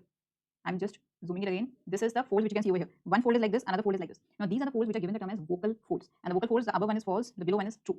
Okay, so these are the ones which are given the term as vocal folds. So if I say that in the larynx, there is one fold on the upper side, another fold on the lower side. Okay, this I'm just drawing a schematic image. One fold is on the upper side, another fold is on lower side. So the fold which is on the upper side is the true vocal cord. Sorry, that is the false vocal cord. That is the false vocal cord, and the one which is below is true vocal cord. And the false vocal cord is basically the mucosa which is covering the vestibular ligament. And when we talk about the true vocal cord, it is actually the mucosa covering the vocal ligament, and along with the vocal ligament you have the muscles vocalis and thyroarytenoid. Okay, you're having all these basic muscles which are present over here. Then when we are talking about the true vocal cord, we say the space between the true vocal cords, it is given the term as rima glottidis. The space which is between the two vocal cords, because this picture which we have seen is on the one side. So if I say there are two vocal cords over here and there are two vocal cords over here, above one is false, below one is true. So basically we say if one fold is coming from here, another fold is coming from here, and these are the true vocal cords which are meeting, right and the left true vocal cords. So the space which is between them, that space area is given the term as rima glottidis. Okay, that area is given the term as rima glottidis. Now when we are talking about these vocal cords over here, we just mentioned the sensory supply also, which is we say above, which is different above and below the vocal cords. So for the sensory supply, we say the mucosa above vocal cord is supplied by a different nerve. That is, it is supplied by internal laryngeal nerve. And when we talk about the mucosa below the vocal cords, then it is supplied by recurrent laryngeal nerve. Okay, so the sensory supply of the larynx is towards the upper side, it is by internal laryngeal, below it is by the recurrent laryngeal nerve. Now coming to the various muscles. Now when we are talking about the muscles of larynx, we are having a lot of muscles. Like for example, we have cricothyroid, then you have transverse arytenoid, oblique arytenoid, then you have posterior cricoarytenoid, we have posterior cricoarytenoid, and as well as lateral cricoarytenoid. Then there is aryepiglotticus, thyroepiglotticus, basic muscles which are present over here. Then when we are talking about the true vocal cord, we say the space between the true vocal cords, it is given the term as rima glottidis. The space which is between the two vocal cords, because this picture which we have seen is on the one side. So if I say there are two vocal cords over here and there are two vocal cords over here, above one is false, below one is true. So basically we say if one fold is coming from here, another fold is coming from here, and these are the true vocal cords which are meeting, right and the left true vocal cords. So the space which is between them, that space area is given the term as rima glottidis. Okay, that area is given the term as rima glottidis. Now when we are talking about these vocal cords over here, we just mentioned the sensory supply also, which is we say above, which is different above and below the vocal cords. So for the sensory supply, we say the mucosa above vocal cord is supplied by a different nerve. That is, it is supplied by internal laryngeal nerve. And when we talk about the mucosa below the vocal cords, then it is supplied by recurrent laryngeal nerve. Okay, so the sensory supply of the larynx is towards the upper side, it is by internal laryngeal, below it is by the recurrent laryngeal nerve. Now coming to the various muscles. Now when we are talking about the muscles of larynx, we are having a lot of muscles. Like for example, we have cricothyroid, then you have transverse arytenoid, oblique arytenoid, then you have posterior cricoarytenoid, we have posterior cricoarytenoid, and as well as lateral cricoarytenoid. Then there is aryepiglotticus, thyroepiglotticus, thyroarytenoid. Okay, so these are the main muscles over here. The internal laryngeal nerve is actually a branch of the superior laryngeal nerve. Basically, when we are talking about this vagus, if I say that this is the vagus nerve, if this is the vagus nerve, it gives off one branch, recurrent laryngeal nerve. Another branch it gives off is superior laryngeal nerve. Now the superior laryngeal nerve is the one which divides into external laryngeal nerve and internal laryngeal nerve. Okay, so basically we say it is coming from the vagus nerve, and the internal laryngeal nerve is a branch of the superior laryngeal. It is a branch of the superior laryngeal. So over here we have mentioned these muscles over here. These are the muscles of the larynx, and when we talk about these muscles of the larynx over here, we say all the muscles of larynx, it is supplied by the recurrent laryngeal nerve. Now this is also very important. All are supplied by recurrent laryngeal nerve, except, now again the exception is there. Now what is the exception over here? Except cricothyroid. And this cricothyroid over here is actually supplied by external laryngeal nerve. It is actually supplied by the external laryngeal nerve. This is very important over here, that this cricothyroid is supplied by the external laryngeal nerve, and the rest of the muscles they are supplied by the recurrent laryngeal nerve. Now when we are talking about the muscles over here, so for that I will just come to this muscle portion. Okay, so if you see these muscles over here, now whatever muscles which we have written, they are according to its name. If it says aryepiglotticus, that means it is between the arytenoid and epiglotticus. If it says thyroarytenoid, that means it is between thyroid cartilage and arytenoid cartilage. So all the muscles they are according to its name. Okay, they are according to its name. So if I say that this is the arytenoid over here. Okay, this is the arytenoid over here. The muscle which is going from arytenoid to the epiglottis, this will be aryepiglottic muscle. It will be aryepiglottic muscle. Then if I say the muscle is between the arytenoids, okay, if I say there are two arytenoids and the muscle is present between this, between the two arytenoids, it can be like this. If the arytenoid is like this, the fibers can be transverse, so it is given the term as a transverse arytenoid. And between the two arytenoid, if the fibers they are running obliquely like this, so it will be given the term as an oblique arytenoid or interarytenoid. So this is between the arytenoids. Now we say we have cricoarytenoid. The cricoarytenoid means between the cricoid and the arytenoid. So if you see these fibers which are between the cricoid and arytenoid, this is the cricoid cartilage, this is the thyroid cartilage. This is the piece of the thyroid cartilage, and this one is cricoid cartilage. So the fibers which is between the cricoid and arytenoid, this is cricoarytenoid. Now the fibers can be on the lateral side or on the posterior side. They can be on this side also, posterior side also. So the ones which are on the posterior side, they are given the term as posterior cricoarytenoid, and the one which is on the lateral side is given the term as the lateral cricoarytenoid. Fine. Now coming to the other muscle fibers, if I see this muscle fiber which is coming from the thyroid and now it is going to epiglottis. Okay, this is going over here. The fibers are coming from thyroid going to epiglottis. Now these fibers they will be given the term as thyroepiglottic muscle. The fibers which are coming from thyroid and they are going to arytenoid. This is going to the arytenoid. Now this muscle will be thyroarytenoid. Okay, this muscle will be thyroarytenoid. So you can see that all the muscles they are given the term according to its attachment. Now this is a view from the superior side, and in this view basically we are seeing the vocal cord, and in the vocal cord if I say this is the arytenoid, this is the arytenoid, and this one is the thyroid cartilage. So we say that the muscle which is between the arytenoid and the thyroid cartilage over here, this muscle is vocalis muscle, and one more muscle over here is thyroarytenoid muscle. This is the thyroarytenoid muscle. So these are the two muscles which are running parallel to each other, the vocalis and the thyroarytenoid, and they contribute in the formation of the true vocal cord. Then apart from this, we have a muscle which is on the outer side. There is a muscle on the outer side. For that, I will just come to this image. If you see this image, we are having this is the view from the outer side. On the outer side, you are having a muscle which is present over here. This is the cricothyroid muscle between the cricoid and thyroid.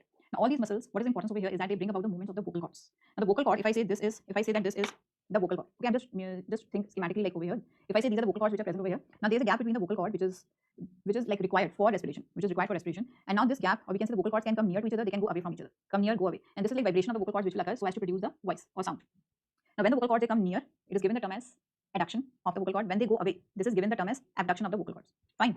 So simply when we are talking about the action over here, when we talk about the action of these muscles over here, so if I say that this is the vocal cord, if the vocal cord they go away, this is abduction. This is abduction, and if they come near to each other, then this will be the adduction. This is a very simple thing, abduction and adduction. So when we are talking about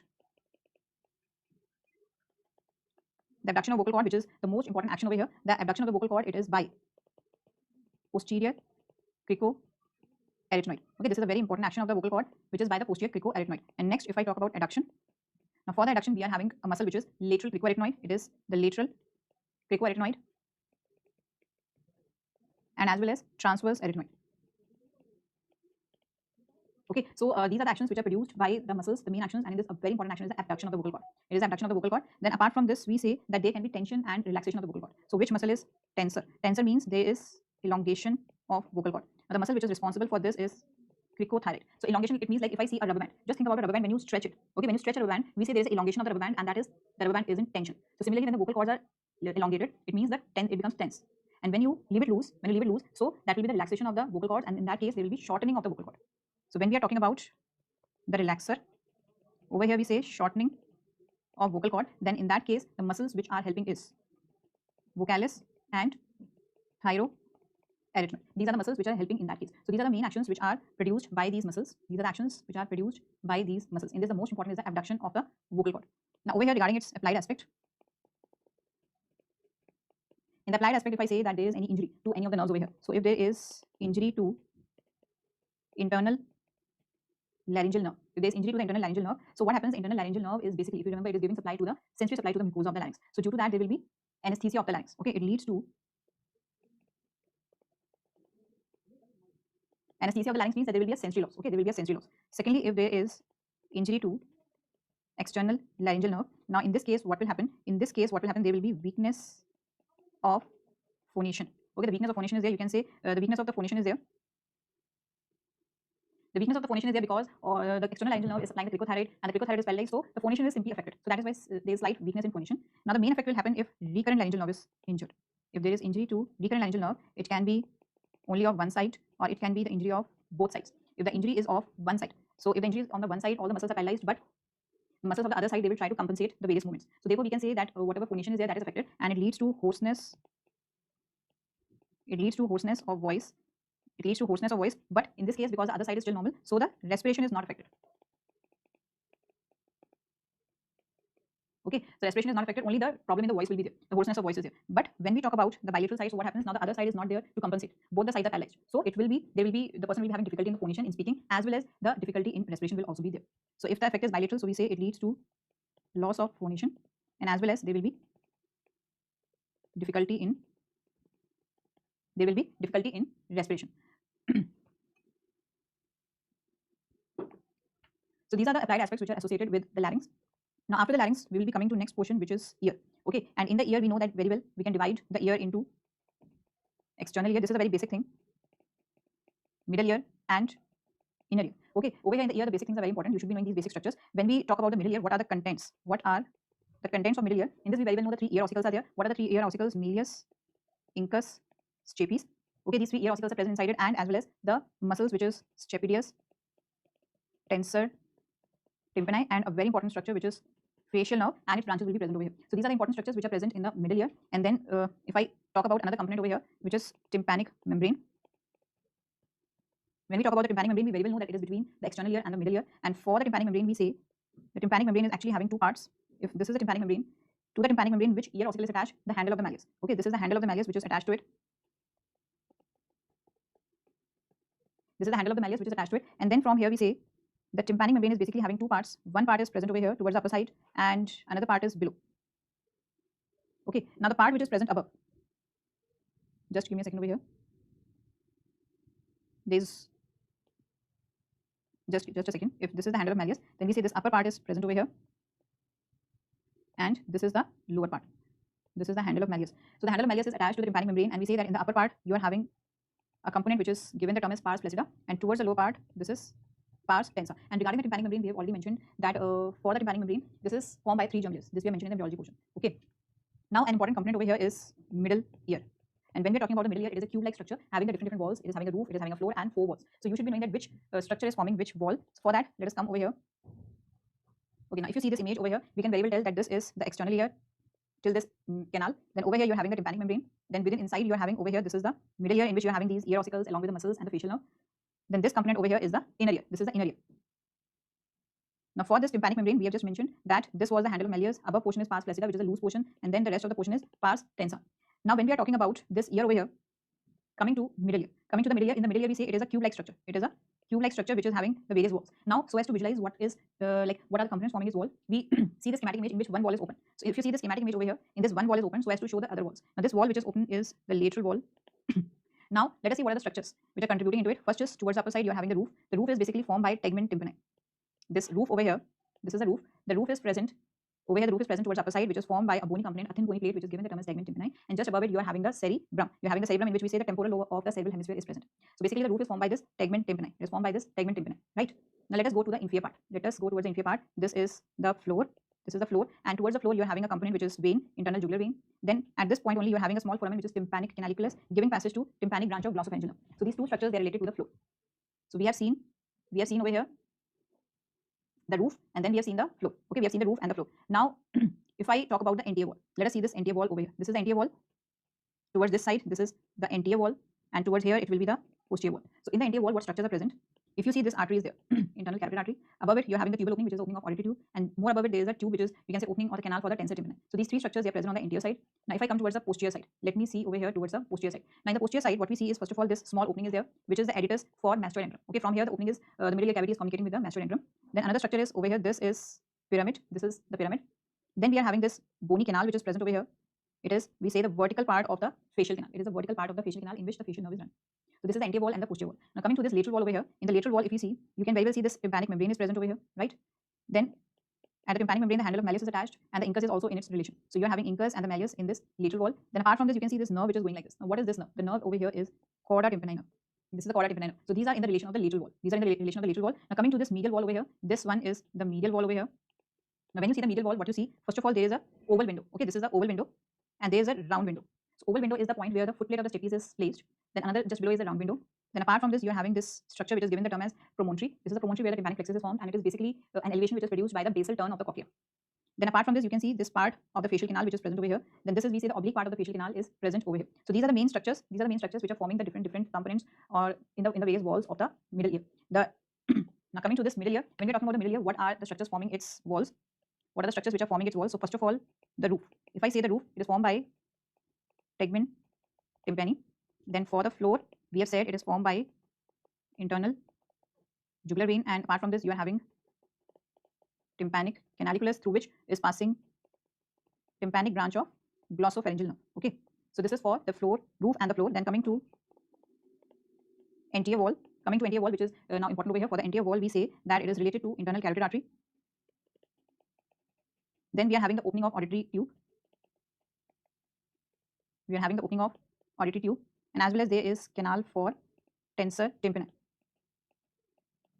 Okay, as well as there is canal for tensor tympani. Now coming to the posterior wall again, which is important. For the posterior wall, we have mentioned that there is adductus to mastoid antrum. Adductus to mastoid antrum. Then there is pyramid and as well as vertical part of bony facial canal. Okay, so all these structures are present in the posterior wall. Now coming to the lateral wall. For the lateral wall, tympanic membrane. Then you are having the malleus and incus. Then apart from this, chorda tympani nerve. Okay, over here this structure is important, chorda tympani nerve. In the posterior wall, these two structures are important, and anterior wall, we know that this structure is very important. So these are the important structures for each of the wall which are related to each of the wall over here. Now coming to medial wall. Now when we are talking about this medial wall, we have already mentioned promontory. The promontory, it is actually due to basal turn of cochlea, and this is where the tympanic plexus is present. Then apart from this, you have oval window, and in the oval window you can say the foot plate of stapes is placed over here. These two structures are of course important for us, promontory and the oval window. Then apart from this, we have mentioned we have round window and oblique part of facial canal. Okay, the oblique part of the facial canal is there. So these are the structures which are forming the different walls of. These are the structures which are forming the different walls of the middle ear. This is for the middle ear. And when we talk about these muscles which we have mentioned inside the middle ear, stapedius and tensor tympani. Okay, the stapedius over here is supplied by facial nerve, and tensor tympani is supplied by mandibular nerve. So these two muscles basically they help to dampen the loud sound, the vibrations of the loud sound. They basically help to dampen the vibrations of loud sound. Okay, if a loud sound is coming, the vibrations are there. So what happens? They reduce those vibrations so that the inner ear is not damaged. The inner ear is not damaged due to that. So they are basically acting as a filter. Whatever vibrations are coming from outside, it filters it and then it reaches towards the inner ear. Now, if I say if these muscles are paralyzed, okay, if these two muscles are paralyzed, if we say if they are paralyzed, then it leads to, if paralyzed, then it leads to a condition known as hyperacusis. If this muscle is paralyzed over here, if these are paralyzed over here, it leads to a condition known as hyperacusis. Okay, it leads to a condition known as hyperacusis. If these two muscles are helping in dampening or we say decreasing the loud vibrations, and if they are paralyzed, it leads to hyperacusis. Hyperacusis, it means that what happens, a simple sound which is coming, it also appears to be louder. मतलब कोई हल्की सी अगर simple आवाज भी आ रही तो वो भी आपको तेज लगेगी, वो भी आपको चुभेगी. So that is because जो आपका filtering effect था by the stapedius and tensor tympani, वो आपका चला गया due to the paralysis of the muscles. So if the muscles are paralyzed, the effect is this action is affected and it leads to hyperacusis. Now coming to the inner ear. For the inner ear, we say that it is located in petrous part of temporal bone. It is located in the petrous part of temporal bone, and for the inner ear we say we divide it into two components. One is bony labyrinth, another is membranous labyrinth. Okay, so it is divided into two components. Inner ear, this is a very basic thing over here, that it is divided into two components, bony and membranous labyrinth. In the bony labyrinth, you are basically having cochlea, vestibule and semicircular canal. And when we talk about the membranous labyrinth, we are having over here cochlear duct, which is a coiled structure, and it is having how many coils or turns? We say 2, 3 by 4 turns. Okay.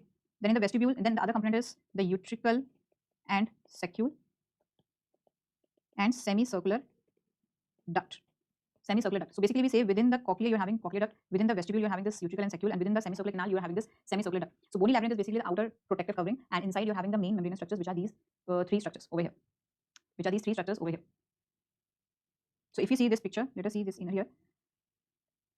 Now in this picture you can see this is a picture which is showing the location of internal ear in the temporal bone. If you see that this is the petrous part of the temporal bone on the either side, and this structure which is located over here is the inner ear. So if I just focus it more, this is the petrous part of temporal bone, and within this you can see this component which is the inner ear, it is located inside it. And when we talk about this inner ear, what are its components? So for the bony labyrinth, if you see the components, first of all you are having this cochlea.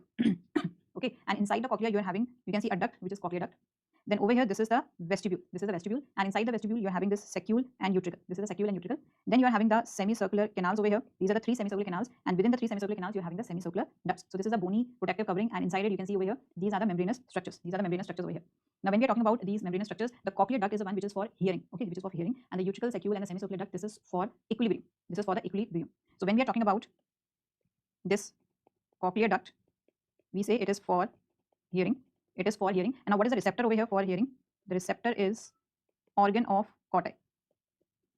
Okay, so the cochlear duct is for hearing, and the receptor over here for hearing is organ of corti. And apart from this, if I talk about utricle and saccule, this is for equilibrium. And when I talk about its receptor, the receptor which is responsible for this action, then the receptor over here is macula. Then semicircular duct. The semicircular duct, it is again for equilibrium, and now its receptor is crista ampullaris.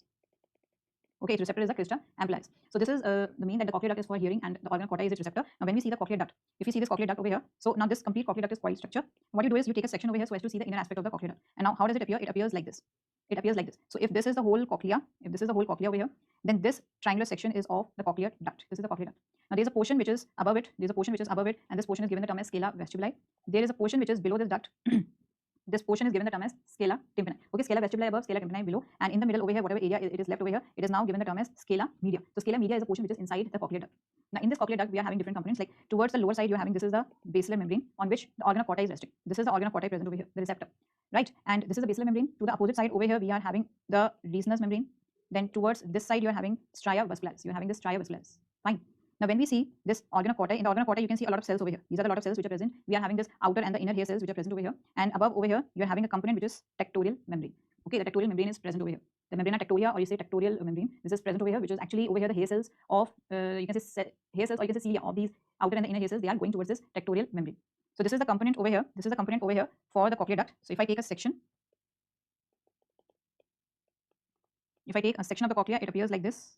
I will be drawing a schematic image only. If this is the cochlear duct,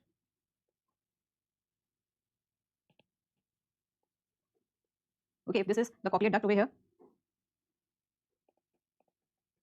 in which we say scala media is present, the scala media is present. So over here it was the scala media in the middle side, okay, above scala vestibuli, below scala tympani.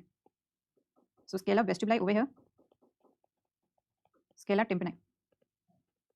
Now within the cochlear duct, towards the lower side over here, you are having this basilar membrane. Towards the upper side, you are having resinous membrane. The resinous membrane is also known as vestibular membrane. And towards the third side over here, this is given the term as stria vascularis. Then towards the basement membrane over here, you are having these hair cells which are present. These are the hair cells. And above the hair cells, you are having this structure which is tectorial membrane.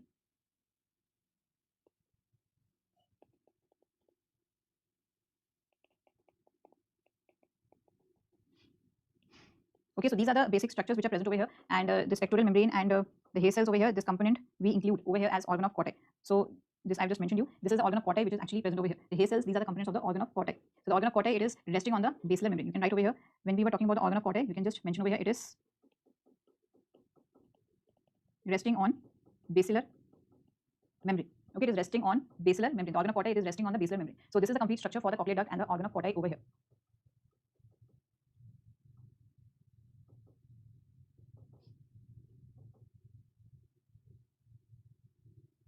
Okay, now next we will be starting with this we have done with the head and neck portion, and over here we will be starting with the cranial nerves. We will be talking about the cranial nerves also. Now when we are talking about the cranial nerves,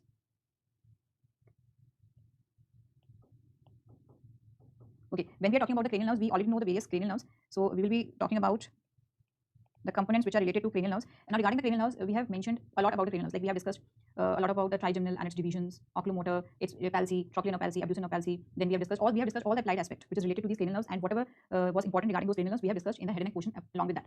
Now apart from that component, what is the other component which you should be knowing? Like for example, facial nerve you should be knowing in very much detail. So we will discuss the facial nerve in detail. Trigeminal nerve we have discussed already in detail, but there are some few more components which I will discuss over here. So now when we are talking about this component over here for the cranial nerves, we first of all say that for the cranial nerves, for the origin or like for the formation, we are basically having the functional columns and the cranial nerve nuclei. Okay, when we talk about this functional columns and cranial nerve nuclei, so we will be just mentioning first of all over here functional columns and cranial nerve nuclei. They are the functional columns which are present in the brainstem, and each functional column in the brainstem is having the various cranial nerve nuclei which is giving origin to that nerve. So we will be just discussing that, and let us write over here the functional column, and on this side we will be writing the cranial nerve nuclei. Okay, now whenever we are talking about any of the cranial nerves, we have in that starting, we talk about the functional columns and the cranial nerve nuclei. Either you go for each cranial nerve or you remember in this way. This is a much better way to remember. Like we talk about functional columns and under to that which cranial nerve nuclei is there. In the bracket I will mention which it is for which cranial nerve. So as a whole, it will give you the knowledge about each of the cranial nerve over here. So either you remember in this way or in another way, the thing is the same. You have to remember in a one way. So it is better to remember in this way. Over here only we will mention the cranial nerve nuclei and the nerves, and you can apply this knowledge into any of the questions if it is for a specific nerve or if it is regarding the functional column. So when we are talking about this functional column over here,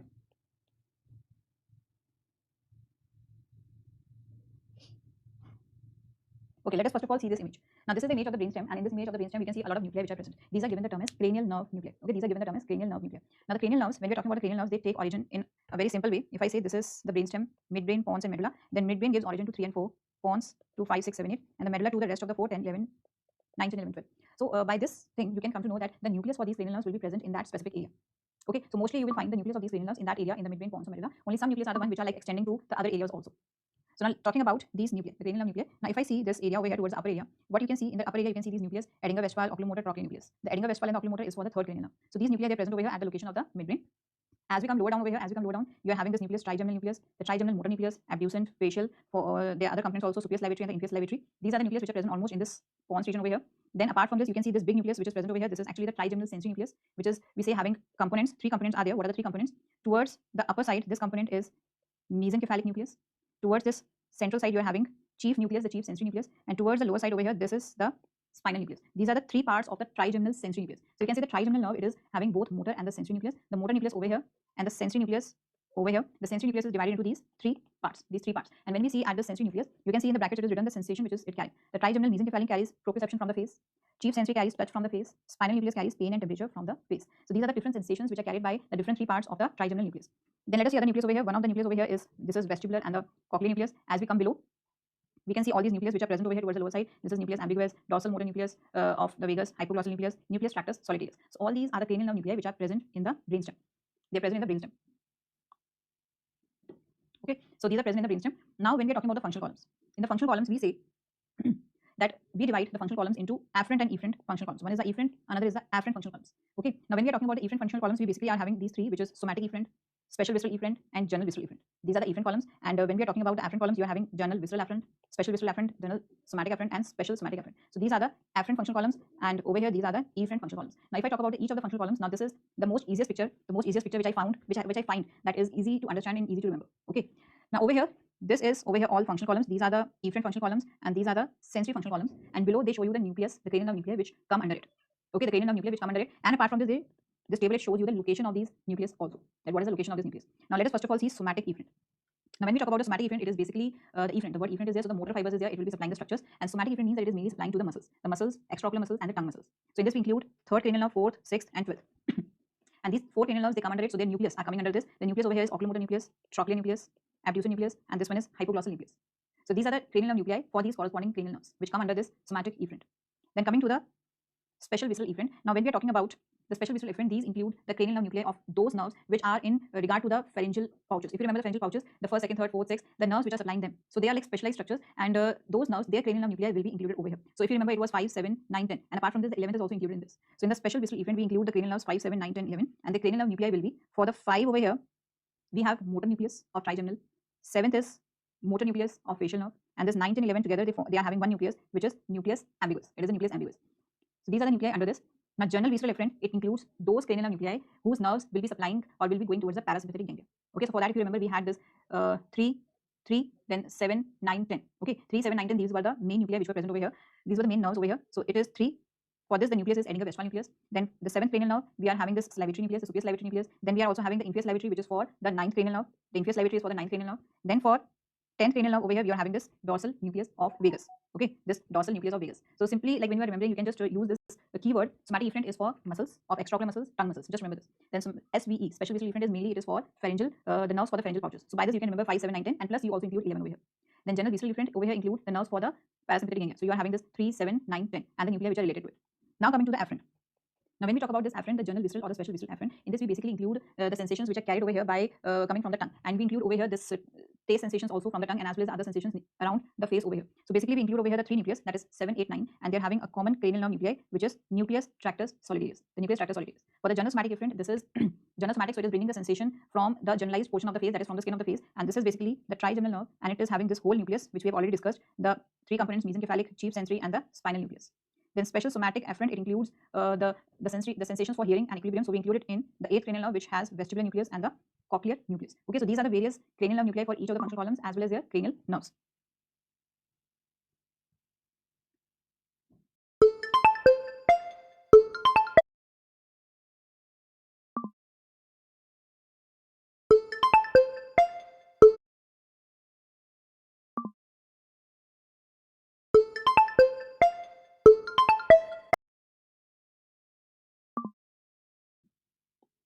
Okay, so when we are talking about this functional columns over here, that what are the various functional columns and the cranial nerve nuclei, so we will go one by one.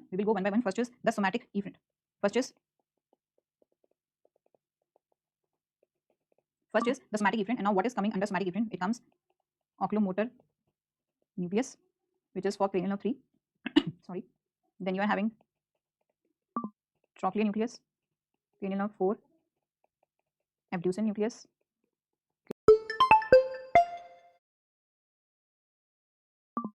cranial nerve 6. This is for cranial nerve 6. And one more is there, which is hypoglossal nucleus. This is for cranial nerve 12. This is the somatic efferent. Now second is special visceral efferent, that is SVE. Okay, the special visceral efferent in this now we include. Now what are the nucleus which are included over here is, we have one is the motor nucleus of trigeminal.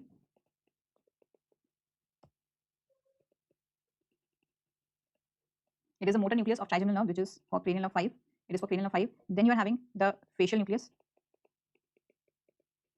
that is for cranial nerve 7. And then we have said it is a combined nucleus, which is nucleus ambiguous. It is for cranial nerve 9, 10, 11. So they come in this special visceral efferent. They come in the special visceral efferent.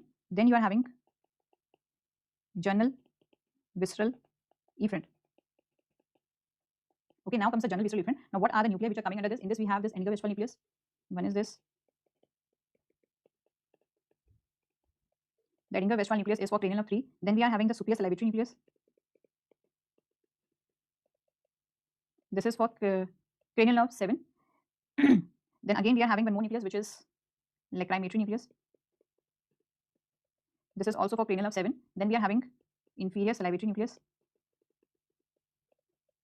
Now this one is for cranial nerve 9. This one is for cranial nerve 9. So you are having this cranial nerve 3, cranial nerve 7, 7, and 9. Then lastly you are having this dorsal nucleus of vagus, which is for cranial nerve 10. Okay, this is the dorsal nucleus of vagus, which is for cranial nerve 10. So these were three efferents. These were the three efferent portions. Then we are having this GVA and SVA, which is together, and this is general visceral afferent along with the special visceral afferent.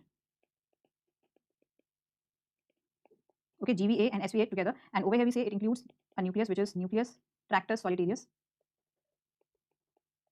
And this nucleus tractus solitarius, it includes cranial nerve 7, 9, 10. Okay, it includes the cranial nerve 7, 9, 10. Now the next is GSA. GSA is GSA, which is general somatic afferent. And now this general somatic afferent, it includes the three trigeminal nucleus, which are the sensory nucleus. Okay, it includes all three sensory nucleus.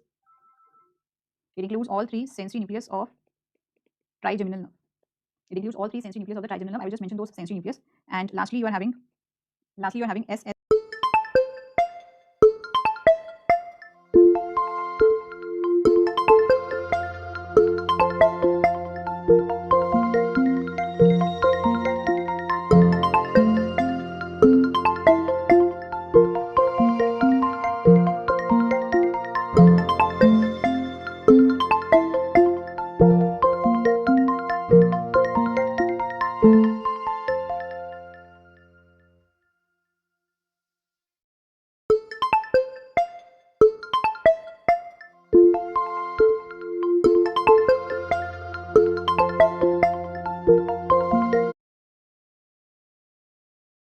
SSA. And now when we are talking about this SSA, this is special somatic afferent.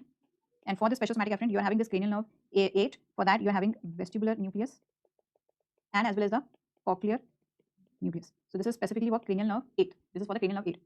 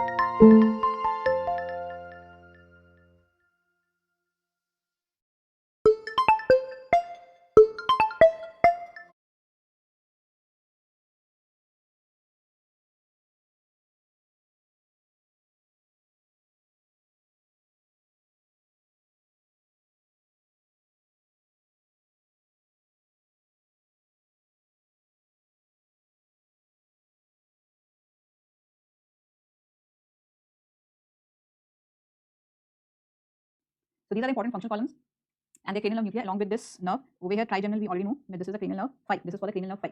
So we have mentioned over here the cranial nerve nuclei as well as we have mentioned over here the cranial nerves, right, along with these functional columns. Then for the cranial nerves, for the cranial nerve itself, when we were talking about the cranial nerves, then for the cranial nerve itself, we have talked about its origin. Okay, when we talk about the origin of cranial nerve, we say either it comes from midbrain or pons or medulla. Now the cranial nerves coming from midbrain is 3 and 4, then 5, 6, 7, 8 from pons, and 9, 10, 11 and 12, they're coming from the medulla. Now over here we say 6, 7, 8, these 3 cranial nerves, they specifically come from pontomedullary junction. Okay, they specifically arise from pontomedullary junction, that is between the pons and medulla. Between the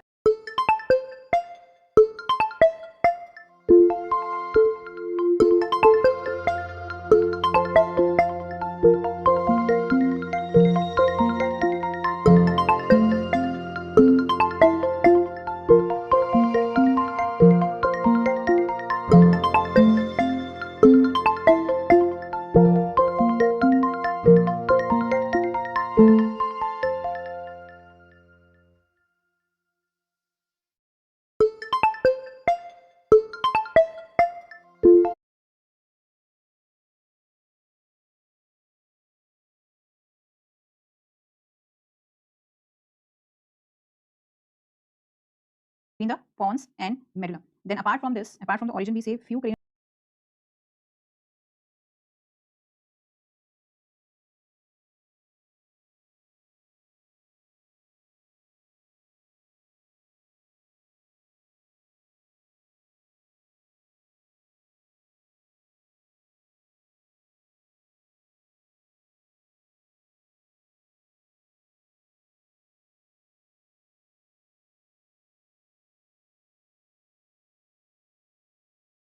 nerves are pure sensory cranial nerves, few are pure motor, then few are mixed cranial nerve. Now what nerves are included as, what cranial nerves they are included as pure sensory? So it includes 1, 2 and 8. In pure motor you have 3, 4, 6, 11 and 12, and now the left ones are 5, 7, 9, 10. These are the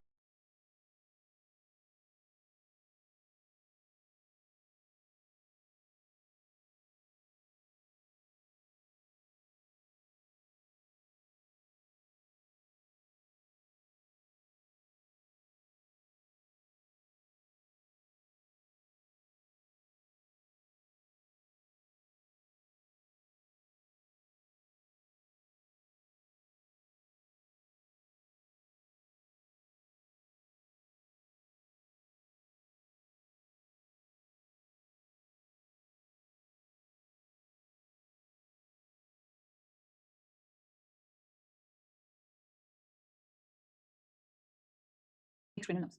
Mixed means that they are having both sensory and the motor fibers. Then apart from this, the specific points for each of the cranial nerves. What are the specific points for each of the cranial nerves? The cranial nerve which arises, this is the only cranial nerve which arises from the dorsal aspect of brainstem. This one is trochlear nerve. This is also very important, that which cranial nerve arises from the dorsal aspect of the brainstem, which is the cranial nerve which arises from the dorsal aspect of brainstem. Then another very important point over here is that which cranial nerves carry parasympathetic fibers. So the cranial nerves which carry parasympathetic fibers. The cranial nerves which carry the parasympathetic fibers, in this we include cranial nerve 3, 7, 9, 10. And this is very, very important over here, that these cranial nerves, they are carrying the parasympathetic fibers. They carry the parasympathetic fibers. Then apart from this, we have already mentioned the cranial nerve which we've already mentioned that the cranial nerve which is most commonly involved in increased intracranial pressure, that is abducent nerve. Okay, we have already mentioned this. The cranial nerve involved in increased intracranial pressure. This we have already mentioned. The answer for this is abducent nerve. It is the abducent nerve. So these are the important characteristics of these cranial nerves. And apart from this, other features, like if I say which is the largest cranial nerve, then the largest is trigeminal. The largest we usually say over here, we mean to say thickest. Okay, the thickest is trigeminal nerve. Then if I say which is the most slender cranial nerve, then that is trochlear nerve. Most slender we mean to say the thin nerve. Then which nerve is having the longest intracranial course? Then again it is trochlear.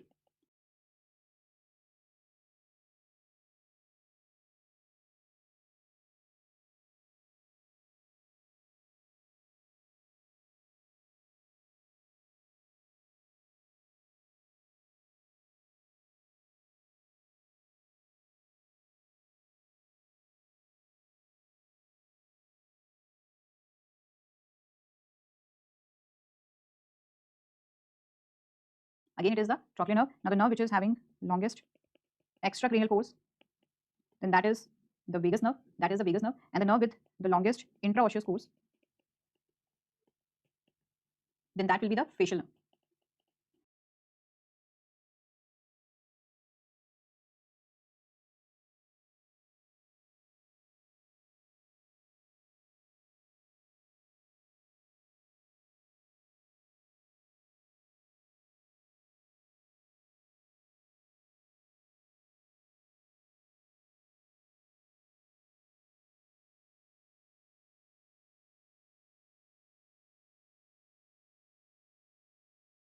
Because the facial nerve is the one which is actually running through the petrous part of temporal bone. This is the only nerve which is running through the bone. Then I will just mention one more point over here. We have named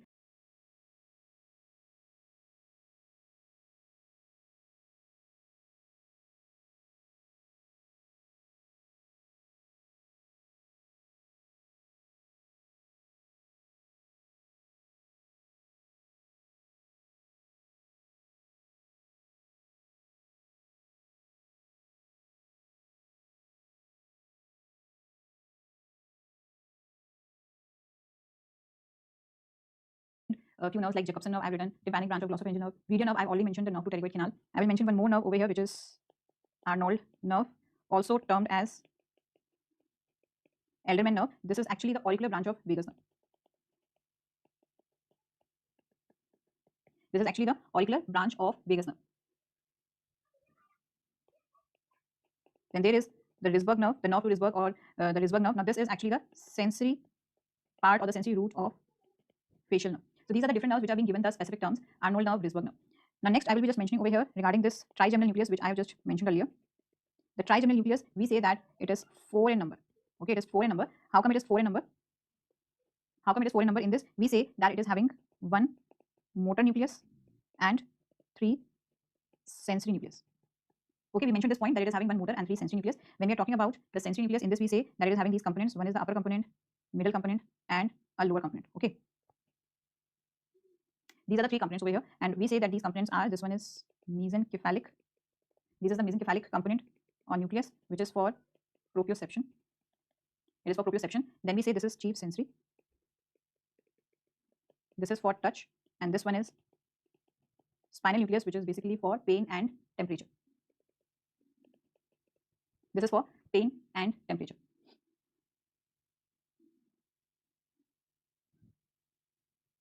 Okay, so this is the parts of the trigeminal nucleus, and in this 1 motor, 3 sensory, in which we have just mentioned these 3 parts of the sensory nucleus. These are the 3 parts of the sensory nucleus. Okay, now let us take a break over here. We will take a break over here. Let us take it till 1:30. Okay, then after that we will resume and we have to talk about an important structure which is the facial nerve. So let us take a break over here and then we will come back and discuss the other portion.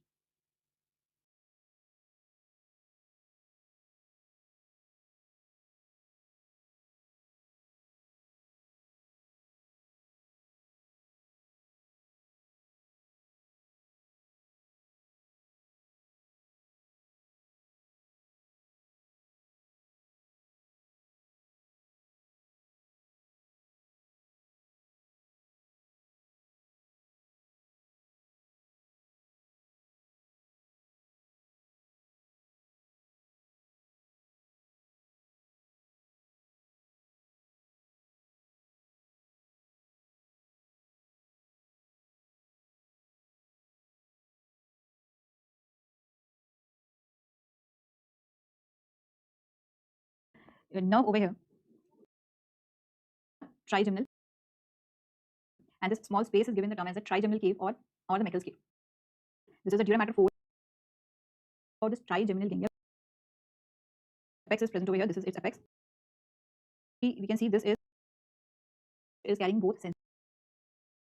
Then apart from this trigeminal ganglia, which is ophthalmic, this is the sensory root, and it goes towards.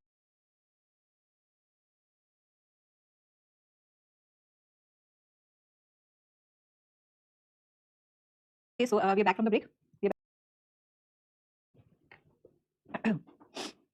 Okay, so we are back from the break. In this diagram, 8 was written by mistake because I also didn't notice that. For the nucleus tractus solitarius, it is 7, 9, and 10. Okay, 8 is only the afferent. It is pure sensory. The 8th vestibulocochlear is a pure sensory cranial, so it is only coming under the afferent column. So that is why if you see over here, and it is not carrying any taste sensation, right? Because nucleus tractus solitarius is having this effect of it is carrying the taste sensation fibers. So it is 7, 9, 10. So we have talked about all these structures over here. We have talked about the trigeminal nucleus, and in the trigeminal nucleus, there are different sensations which are carried by the sensory nucleus. Now over here, in this trigeminal nerve only, when we're talking about the nucleus, you can see this image which is showing one trigeminal nucleus, and this is the whole of the sensory nucleus. Okay, this is mesencephalic, this is chief sensory, and this is the spinal nucleus.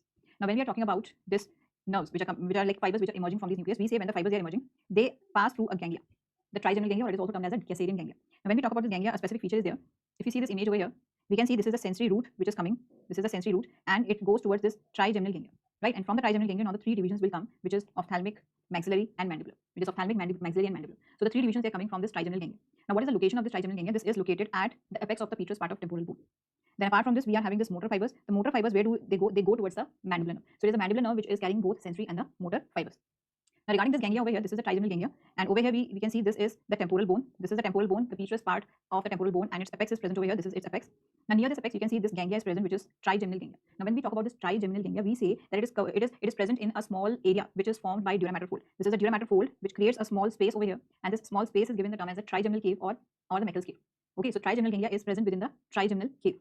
So when we are talking about this trigeminal nerve over here, or you can say this trigeminal ganglia over here, the trigeminal ganglia, which is also known as Gasserian ganglia. Now for this we say that this ganglia, it is where it is located. It is located at petrous part of the apex of petrous part of temporal bone. Fine, it is located at the apex of this petrous part of temporal bone, and as well as we have said, it is actually present in Meckel's cave. It is present in the Meckel's cave, which is also known as trigeminal cave. Okay, it is also known as trigeminal cave. And now when we are talking about this ganglia, if I say this is the ganglia over here, and this is the sensory root, and this is the trigeminal ganglia, then now it will be giving the 3 divisions of the trigeminal nerve, which is V1, V2, and V3, and the motor fibers. If this is a motor root, it is going like this. This is a motor root, and which joins this mandibular nerve. So V3 we know is mandibular nerve. This is the mandibular nerve over here. So the mandibular nerve is the one which is carrying both sensory and the motor fibers. It is carrying both sensory and the motor fibers. Now next we will be talking about a very important nerve, which is facial nerve. Okay, to understand facial nerve, we should be first of all knowing its course. And what is the course of the facial nerve? The facial nerve, it originates from brainstem. You can say originate from the pons. Then it passes through internal equistic meatus, and after passing through the internal equistic meatus, then it passes through the petrous part of temporal bone. The petrous part of temporal bone, in this we say it is related to inner ear and middle ear, and over here it is running through this bony facial canal. Okay, so it runs through this portion, then it comes out from here through stylomastoid foramen. Then it comes out from here through stylomastoid foramen. It goes towards parotid gland. It passes through the parotid gland, and then after that we say it gives terminal branches in the face. After that it gives terminal branches in the face. So this is the whole course of the facial nerve. It is passing. This is the whole course of facial nerve, and first of all, it is passing through internal equistic meatus, reaches the petrous part of temporal bone related to inner ear and middle ear, where it runs in the bony facial canal. Okay, it runs in the bony facial canal. Then it comes out through stylomastoid foramen. Then it passes through the parotid gland, and it gives off terminal branches in the face, which we have already seen. So if I see this picture over here. Now, if you see this image over here, this is showing the image for facial nerve. The facial nerve, it takes origin from here. Okay, origin from the brainstem.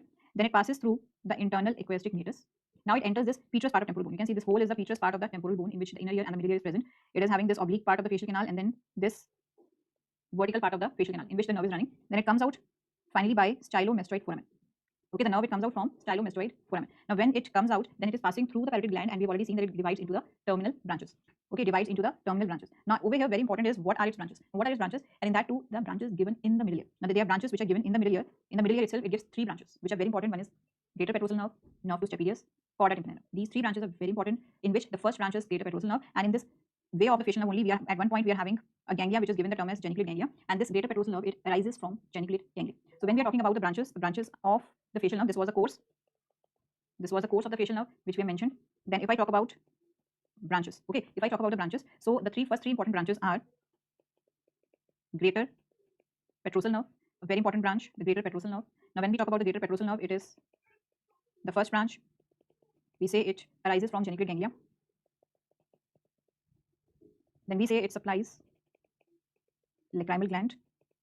It supplies lacrimal gland via pterygopalatine ganglia. Okay, so this is the parasympathetic ganglia, if you remember, pterygopalatine ganglia. In this we have mentioned the greater petrosal nerve, which was giving supply to the lacrimal gland. I've just mentioned it again. That is the same thing which we have.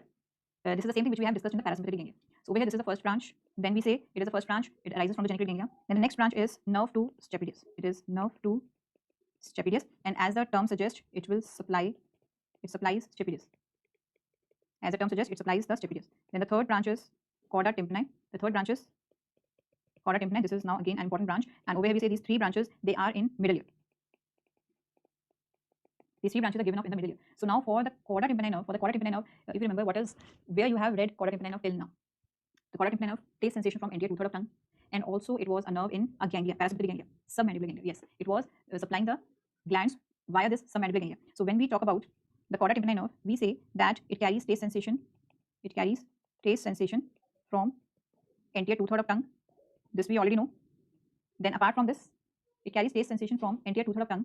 And then apart from this, we say that it supplies the submandibular gland via the submandibular ganglia. So it supplies the submandibular gland and as well as sublingual gland. And this we already know that it supplies it via submandibular ganglia.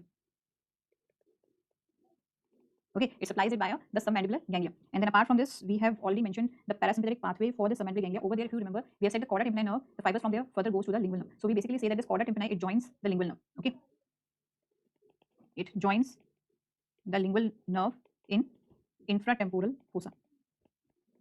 It joins the lingual nerve in infratemporal fossa. These are the important points which are related to the chorda tympani nerve. Now, apart from this, when it comes out of the stylomastoid foramen, it is giving other branches like posterior auricular nerve, nerve to posterior belly of digastric, the nerve to posterior belly of digastric, then nerve to styloid, then apart from this, terminal branches to face. Okay, so we need not mention it again, the terminal branches of the face. Those are those 5 branches which we have already discussed in detail, the terminal branches to the face. So these are the branches of the facial nerve in which the upper 3 branches are very important. Now why it is important when we are talking about the facial nerve? Like if we talk about the facial nerve injuries, in that case the signs and symptoms will be according to the portion which is injured. So in that case you should be knowing that these important functions. Now when we are talking about the facial nerve injury, okay, let us talk about the facial nerve injury. If I talk about the facial nerve lesions, now to understand facial nerve lesions, I will just tell you a very basic thing. If I say this is the nucleus in the brainstem, this is the nucleus in the brainstem, or before to that, we say whatever nucleus is present in the brainstem, it is controlled by this cerebrum. So from the cerebrum, the fibers, they come to brainstem where this nucleus is present, various nucleus is present, and then from here the nerve is formed, which is the facial nerve. Now the fibers which are coming from above, that is from the cerebrum, and they are coming to the brainstem, we say they form the upper motor neuron fibers, and the fibers which are coming from this nucleus to form this facial nerve over here, we say that these are the lower motor neuron fibers. These are the low motor neuron fibers. So what we have said is the nucleus for the facial nerve is present in the brainstem, from where the facial nerve is coming, but that nucleus is under the control of cerebrum. So the fibers which are coming from this higher center cerebrum, they are termed as upper motor neuron fibers. And now what is the significance over here? Because the symptoms, they change according to the lesion. Okay, the symptoms they change according to the lesion. Now when we talk about the lesions over here, so let us just mention those lesions. One is upper motor neuron lesion or the palsy of the facial nerve. So when we talk about the upper motor neuron lesion, what happens in the upper motor neuron lesion? If I say this is the face over here, if I say this is the face over here and this is the side of lesion, then the effect is towards the opposite side. Okay, the effect is towards the opposite side. If the lesion is on the right side, the paralysis of the muscles will be on the left side. So this we say the contralateral face is involved. And if you see in this picture, I have not covered this forehead. So the forehead muscles are not affected in the upper motor neuron lesion. So when we talk about the upper motor neuron lesion, what are its main points? Its main points is, first of all, contralateral lower half of face is involved. Okay, contralateral lower half of the face is involved. This is an important feature. If you remember these points, you will be able to attempt all these questions regarding the facial nerve injuries. So in the upper motor neuron lesion, you should be remembering that the opposite side of the lower half of face is involved and the forehead is spared. Okay, so we say that we say the muscles of forehead, they are spared. Spared, we mean to say that they are not involved. So this is a very important point in this upper motor neuron lesion. And when I compare it with low motor neuron lesion, so if I say this is the face over here, okay, if I say this is the face over here, and now this is the side of lesion. If I say this is the side of lesion, now it will involve the face in this manner. So what is the difference you can see? What is the difference you can see? It is involving the same side. It is involving the same side of the face as well as it is involving the forehead. So this is the basic difference over here. When we talk about the low motor neuron lesion, over here the low motor neuron lesion, it is also termed as Bell's palsy. The Bell's palsy symptoms we have discussed earlier in the head and neck portion only. So Bell's palsy, what is actually happening over here is ipsilateral. Now this effect is ipsilateral. Earlier that was contralateral. Now this is ipsilateral. Half of face is involved. Okay, the ipsilateral half of face is involved, and this now including the forehead. It includes the forehead. Okay, it includes the forehead. So this portion, it includes the forehead. So these three lines are very, very important so as to differentiate between the upper motor neuron and the low motor neuron lesion. Upper motor neuron, opposite side face, forehead spared. In the low motor neuron, same side face, and the forehead is involved. Now in the in the low motor neuron lesion, the symptoms can increase. Okay, the symptoms can increase according to the site of the lesion. When we're talking about the low motor neuron lesion, over here we say, okay, if I come back to this picture, so when we say this nerve which has come out and it has reached to the face, So when we're talking about this low motor neuron lesion, we consider a lesion at this point when it comes out of this stylomastoid foramen. So this is the symptoms of the Bell's palsy. Now the symptom can add up. How the symptoms will add up? If the lesion becomes higher. If I say the lesion is here, or the lesion is here, or the lesion is here. So accordingly, what will happen? The symptoms will add up. How they will add up? Now if I say this is the nerve, okay, if I say this is the facial nerve which is coming from this brainstem, this is coming from brainstem, and now over here we say it is passing through this internal equistic meatus, then it is passing through stylomastoid foramen. Fine, this we already know. Now in between internal equistic meatus and stylomastoid foramen, it is present in the ear where it is giving branches. Now what are the branches? One branch is greater petrosal nerve, this is nerve 2 stapedius, and this branch is cauda tympani nerve. Okay, these are the three branches given within the ear. Now if I say that Bell's palsy or the low motor neuron palsy is the one which is when it comes out of the stylomastoid foramen. Okay, or we say distal to the origin of cauda tympani nerve. So when it is distal to the origin of cauda tympani nerve, then we are having all the symptoms of Bell's palsy. If the lesion goes higher, if I say the lesion is over here, I will say it as lesion A. So now what will happen? Just think about it. What I've said is, I will again repeat, if the lesion is beyond the origin of cauda tympani nerve, then we are having all those symptoms of Bell's palsy. Now if I say the lesion is goes higher, that means now it has come proximal to the cauda tympani nerve. So now what will happen? Now the cauda tympani nerve is also involved. Okay, it is also involved, and there will be more symptoms due to the involvement of cauda tympani nerve. Now if I say that the lesion is now more higher at this level, what will happen? Now one more nerve is involved, that is nerve 2 stapedius. So one more symptom will increase due to the involvement of this nerve. And further, if I say this lesion C is over here, that the lesion is going higher up, and now if the lesion C is there, which nerve is one more nerve which is involved is greater petrosal nerve. Yeah. So in the lesion C, all the branches of the facial nerve will be affected, and as we are coming down, so in lesion B, greater petrosal nerve is not affected. In lesion A, these upper two nerves are not affected, and further when we come out, when it comes out of the stylomastoid foramen, then these three branches are spared and only the rest of the branches are affected. So we say the symptoms they increase according to the lesion. If the lesion is going higher up, the symptoms they add up. So if I say lesion A, if I say the lesion is at the level of A, so what will happen? Already we were having the Bell's palsy symptoms. Okay, already there were Bell's palsy symptoms, they were present. Now apart from this, apart from the symptoms of Bell's palsy, what more symptoms will add up? One is the loss of taste sensation from anterior two-third of tongue. Very correct, Prerna. It is the loss of taste sensation. So we are having loss of taste sensation from anterior two-third of tongue. And what can happen apart from that? Because if you just see your notes, you have written it also supplies the submandibular gland and the sublingual gland. So now due to this, there will be reduced salivary secretion. That supply will be affected, so there will be reduced saliva secretion. So these symptoms they have added up. These symptoms have added up in lesion A. Now if I say lesion B is there, in the lesion B, all symptoms of lesion A, they will be present, and along with it one more symptom is there, hyperacusis. We mentioned the hyperacusis. Okay, so this will also be present. And if I say lesion C, now in the lesion C, what will be there? All symptoms of lesion B, and apart from this, there will be loss of lacrimation. The lacrimal gland is also affected, so there will be loss of lacrimation. Okay, so there will be loss of lacrimation also. So here you can see as the lesion is going higher up, the symptoms are increasing. So this will be helping you if they ask the question in that way. Like if for the lesion C, we can say, we say specifically that the lesion is either, this lesion is at or proximal to geniculate ganglia. Okay, so this lesion is either at or proximal to geniculate ganglia.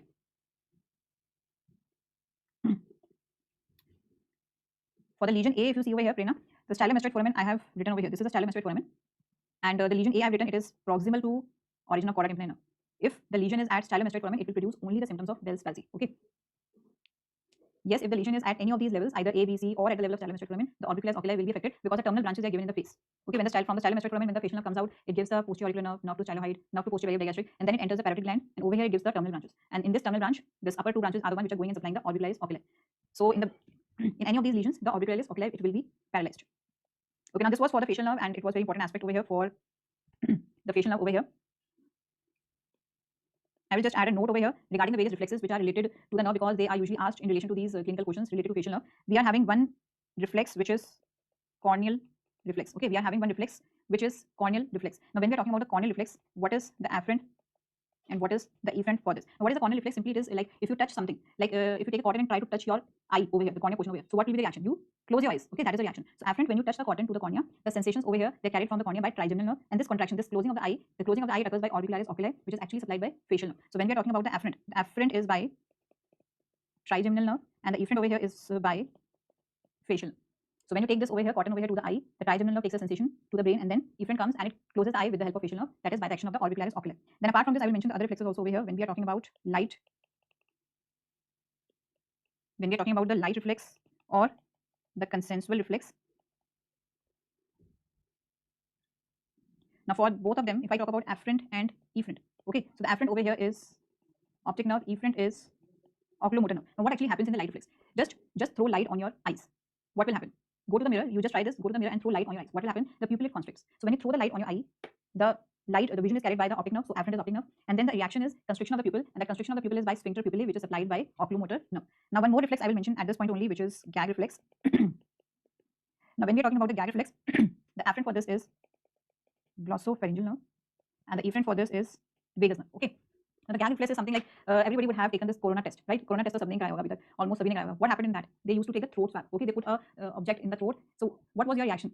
जैसे throat swab करने लेके आते, you start like coughing, right? You are having a coughing, or you try to like close your mouth. So what actually happens when you take some object till this posterior aspect of your this oropharynx, which is supplied by glossopharyngeal nerve, the sensory supplies glossopharyngeal. So as you touch that wall or that area, the glossopharyngeal nerve is stimulated, which acts as afferent, and suddenly the contraction of the muscles over there is there, which is by the vagus nerve. So that is why afferent and efferent are written over here as the glossopharyngeal and vagus. Now over here, when we talk about, I will just come over here.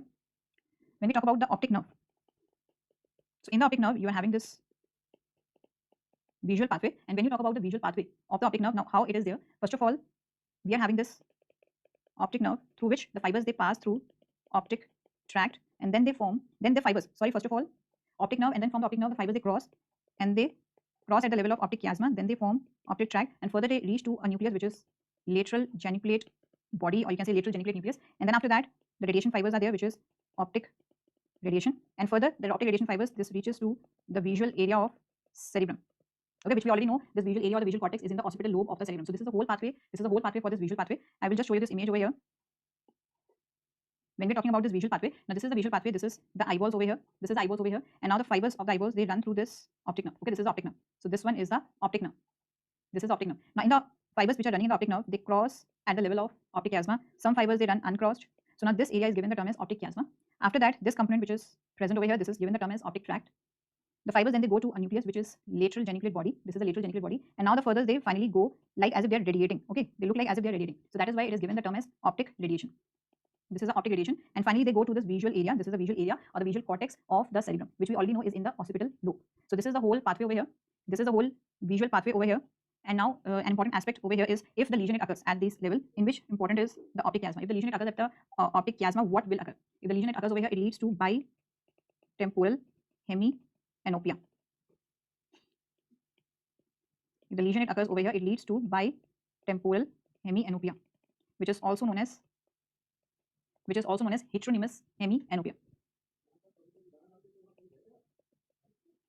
Okay, this bitemporal hemianopia, what do we mean by this? If I say that this is the visual field, then in this visual field, the loss is towards the outer temporal side. The loss is towards the outer temporal sides. Okay, so bitemporal hemianopia means that the visual loss is towards the temporal aspects of the vision, and that is why it is given the term as bitemporal hemianopia or heteronymous hemianopia. Now, if the lesion is at the level of optic tract, if I say the lesion is at the level of optic tract or at the level of geniculate body, if the lesion is at this level, then it leads to homonymous hemianopia.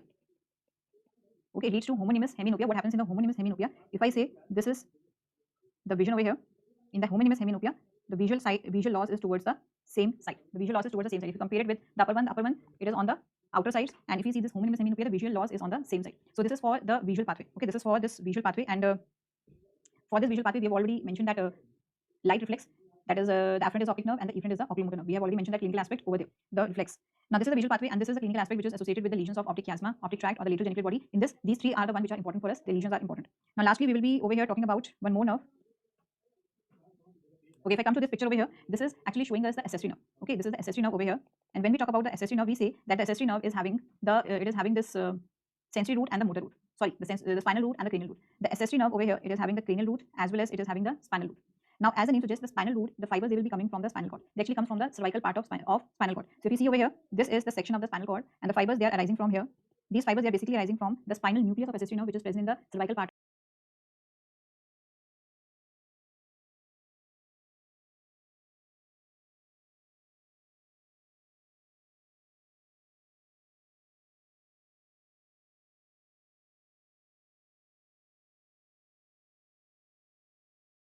of spinal cord.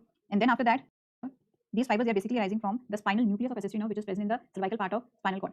And then after that, the fibers from here, they run above. Okay, they run above, and they basically pass through this foramen magnum, and then they join the cranial root. The cranial root, when we talk about this, it is taking origin from nucleus ambiguous, and this is the cranial root. And when the cranial and the spinal root, they combine with each other, they run further. And now they will be passing through jugular foramen. So this is about this accessory nerve. This is about this accessory nerve. So when we talk about this accessory nerve over here, if I talk about this accessory nerve over here, we have said that it is having a cranial root and a spinal root. If I talk about this cranial root, the cranial root, it is actually coming from the nucleus ambiguous. Okay, it comes from the nucleus ambiguous, and the spinal root, it is arising from, spinal nucleus of accessory nerve, which is actually in the cervical part of spinal cord. Now this spinal root which is formed, it will further go and pass through foramen magnum, and then as it goes further, it will combine with this cranial root. Okay, after passing through the foramen magnum over here, it will combine with the cranial root, and then finally it forms this accessory nerve, and it exits via jugular foramen. So this is the whole course of this accessory nerve, the cranial root and the spinal root, and how it is exiting through the jugular foramen. And we have already mentioned earlier also, when we talk about spinal root, it supplies sternocleidomastoid and trapezius, very important. And when we are talking about the cranial root, it supplies mainly the muscles of pharynx and soft palate. Okay, it is mainly supplying the muscles of the pharynx and the soft palate.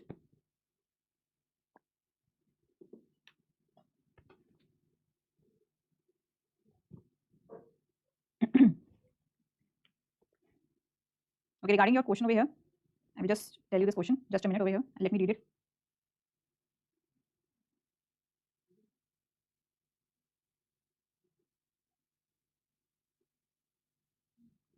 One question was there regarding your sensory root of facial nerve. I will just come back to this.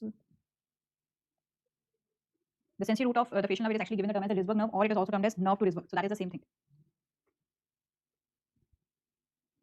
Okay, regarding this question, the lesion of the facial nerve at the level of stylomastoid foramen, it leads to, because it is at the level of stylomastoid foramen, so it will lead only the branches which are affected which are outside the stylomastoid foramen. Over here, the greater petrosal nerve is spared, the choroid tympani nerve is spared, and this nerve to trapezius, it is also spared. So symptom A is not seen, symptom C is not seen, symptom D is not seen. Only the paralysis of orbicularis oculi will be seen, which is by the terminal branches of the facial nerve. You remember the temporal and the zygomatic branches. They were supplying the upper and the lower part of the orbicularis oculi. So the answer for this question will be B. See, when we are talking, the next question over here, you have written the complete loss of vision is here. So when we are talking about the complete loss of vision, I will just come over here. We have mentioned all these structures, all these lesions. And if I say, when we have lesion in the optic nerve, okay, when we have lesion in the optic nerve, then in that case, we say that there is complete blindness of that side. So when the optic nerve is affected, then it leads to the complete loss of vision of that side. So if the question says over here that the patient reports with sudden complete loss of vision on left side, oh, it is not saying the complete loss of vision on one side, it is saying on left side field of both sides, eyes. See, the question is tricky. It says a patient reports with sudden complete loss of vision on left side field of both eyes. So if you see, this is the left side. Left means, oh, this one.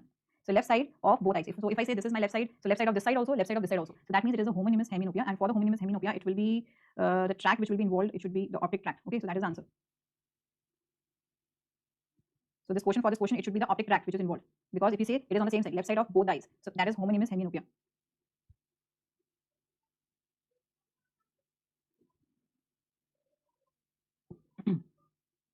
The sensory root of facial nerve, the options given are like this. All these are like, these are actually the branches. And when we talk about the sensory root of facial nerve, I think the nervus spinosus, that will be the nervus spinosus.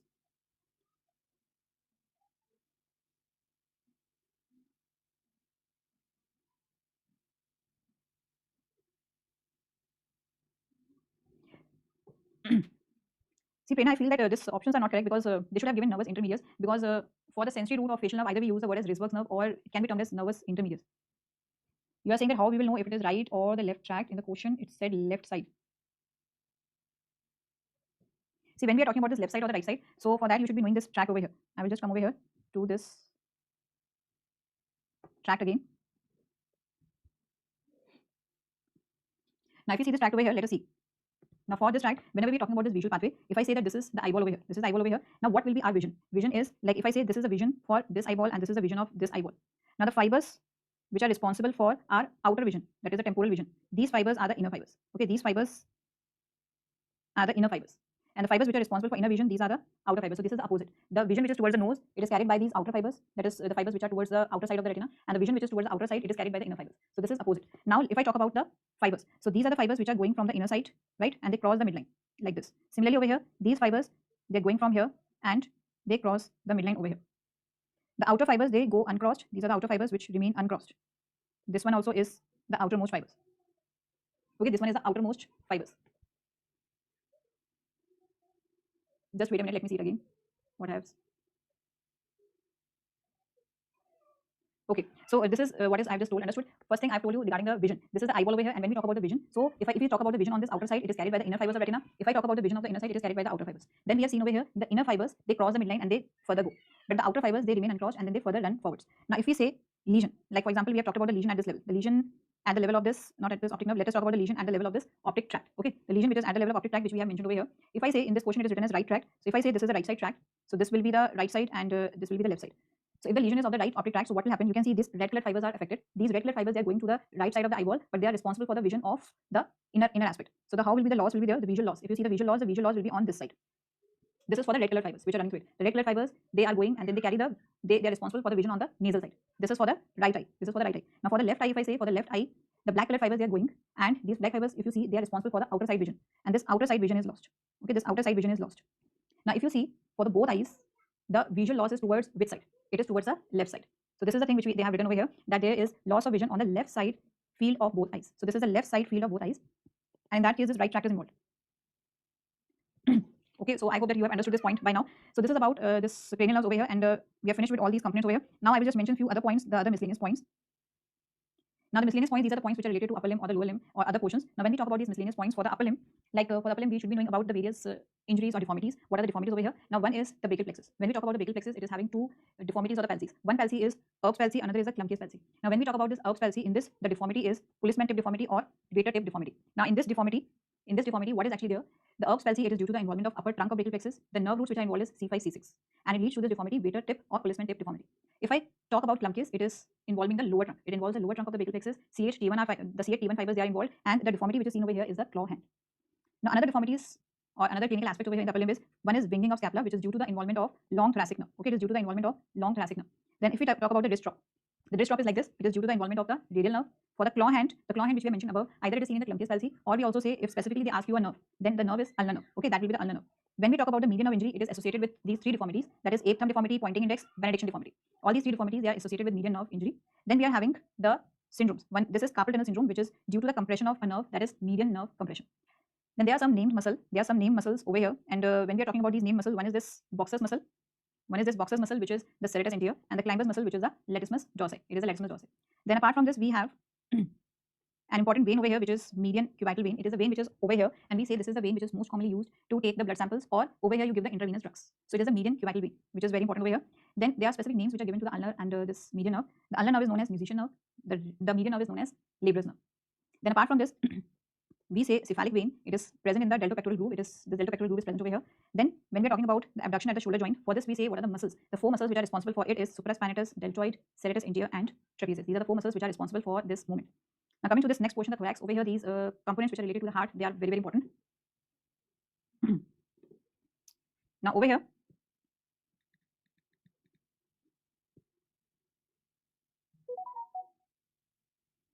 okay, now over here for the thorax region, we say the right coronary artery.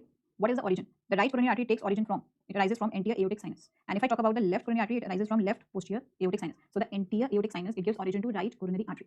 And over here, their branches are important for us. For the right coronary artery, we say a very important branch is posterior interventricular artery. It is a branch of right coronary artery.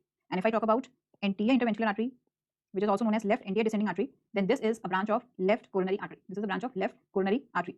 Now coming to you say the chambers of the heart, we know the four chambers of the heart is here, and the heart is a pyramidal shaped structure. It is like this. So it is having an apex, it is having a base. Okay, and we say that the heart is resting on the diaphragm. It is resting on the diaphragm. So we say that there are different chambers of the heart which are contributing into this apex, to the base, and to the inferior surface. So when we say the inferior surface or the surface of the heart which is resting on the diaphragm, then the inferior surface of the heart, it is contributed by both ventricles. It is contributed by both ventricles. For the base of heart, it is formed by both atrium. The base of heart, it is formed by both atrium. And now when we talk about the apex, it is formed by left ventricle. It is formed by the left ventricle. Then the bundle of His is actually, these are the nerve fiber bundles or the nerve fibers which are present in the heart. And when we talk about the bundle of His, it is having dual blood supply because it is supplied by both right and the left coronary arteries. Then the part of the heart which is just lying in front of the esophagus is the left atrium. It is the left atrium because the left atrium is present on the most posterior aspect in the heart. So if I say this is the heart, so on the most posterior side of the heart is the left atrium. Then the sympathetic innervation of the heart is T2 to T5. Another component is, if I take a section at the level of T4, what I will observe is the arch of aorta is seen. Why the arch of aorta is seen? Because the arch of aorta is like beginning at the level of T4 and ending at the level of T4. So if I say this is the level of T4, so the arch of aorta is present over here. Okay, so when you take a section over here, you can see this prominent structure which is arch of aorta. Then regarding the lung portion, when we're talking about the lung, in this we say the lung is having the different lobes. Okay, and the lobes are further divided into bronchopulmonary segments. They're further divisions. And if I talk about this bronchopulmonary segment, the bronchopulmonary segment for the middle lobe of right lung, these are medial and lateral.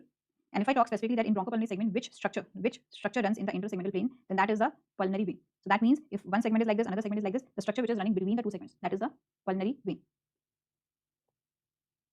Then the esophagus commences from where? So we have already mentioned this point in the notes that it commences at the level of C6, which is lower border of cricoid cartilage. And if I talk about the point where the trachea ends, so trachea ends, that point is given the term as carina, and it is at the level of T4. Now coming to this lower limb region, in the lower limb we are having this femoral artery, vein, the various structures in the thigh. So we are having femoral artery, femoral vein, femoral nerve. They are enclosed by the femoral sheath, but the point is that the femoral sheath encloses only the femoral artery and the femoral vein. It does not enclose the femoral nerve. So the femoral sheath, it does not enclose the femoral nerve. It only encloses femoral artery, vein, and lymph node. Then there is a superficial vein which is present in the lower limb, and that is the great saphenous vein. And when we say that the great saphenous vein is formed from the foot, and it is present 1 centimeter anterior to the medial malleolus. The medial malleolus, if you see at the level of ankle joint, you can see two projections on medial and the lateral side. So the projection on the medial side is the medial malleolus. So we say that this great saphenous vein is present just anterior to this medial malleolus, 1 centimeter medial. And apart from this, we say this great saphenous vein is related to a nerve that is saphenous nerve. Now, while giving intramuscular injections in the children, if you have observed this, like small children, when we take them to take the injection, the vaccines, they're given in the thigh portion. Why in the thigh portion? Because they are actually giving the vaccine or the injections in the vastus lateralis muscle, which is present in the thigh. Then apart from this, in this low limb only, the tarsal tunnel syndrome, we are having the tibial nerve compression. The anterior cruciate ligaments which are present in the knee joint, these are the most important ligaments over here, which maintain the anterior posterior stability. How they maintain the anterior posterior stability? They basically, you say if this is the knee joint over here, they prevent any kind of dislocation. So that is why they maintain anterior posterior stability. Then in the foot drop, the nerve which is affected is the common peroneal nerve. Now coming to the abdomen, you should be knowing these landmarks over here.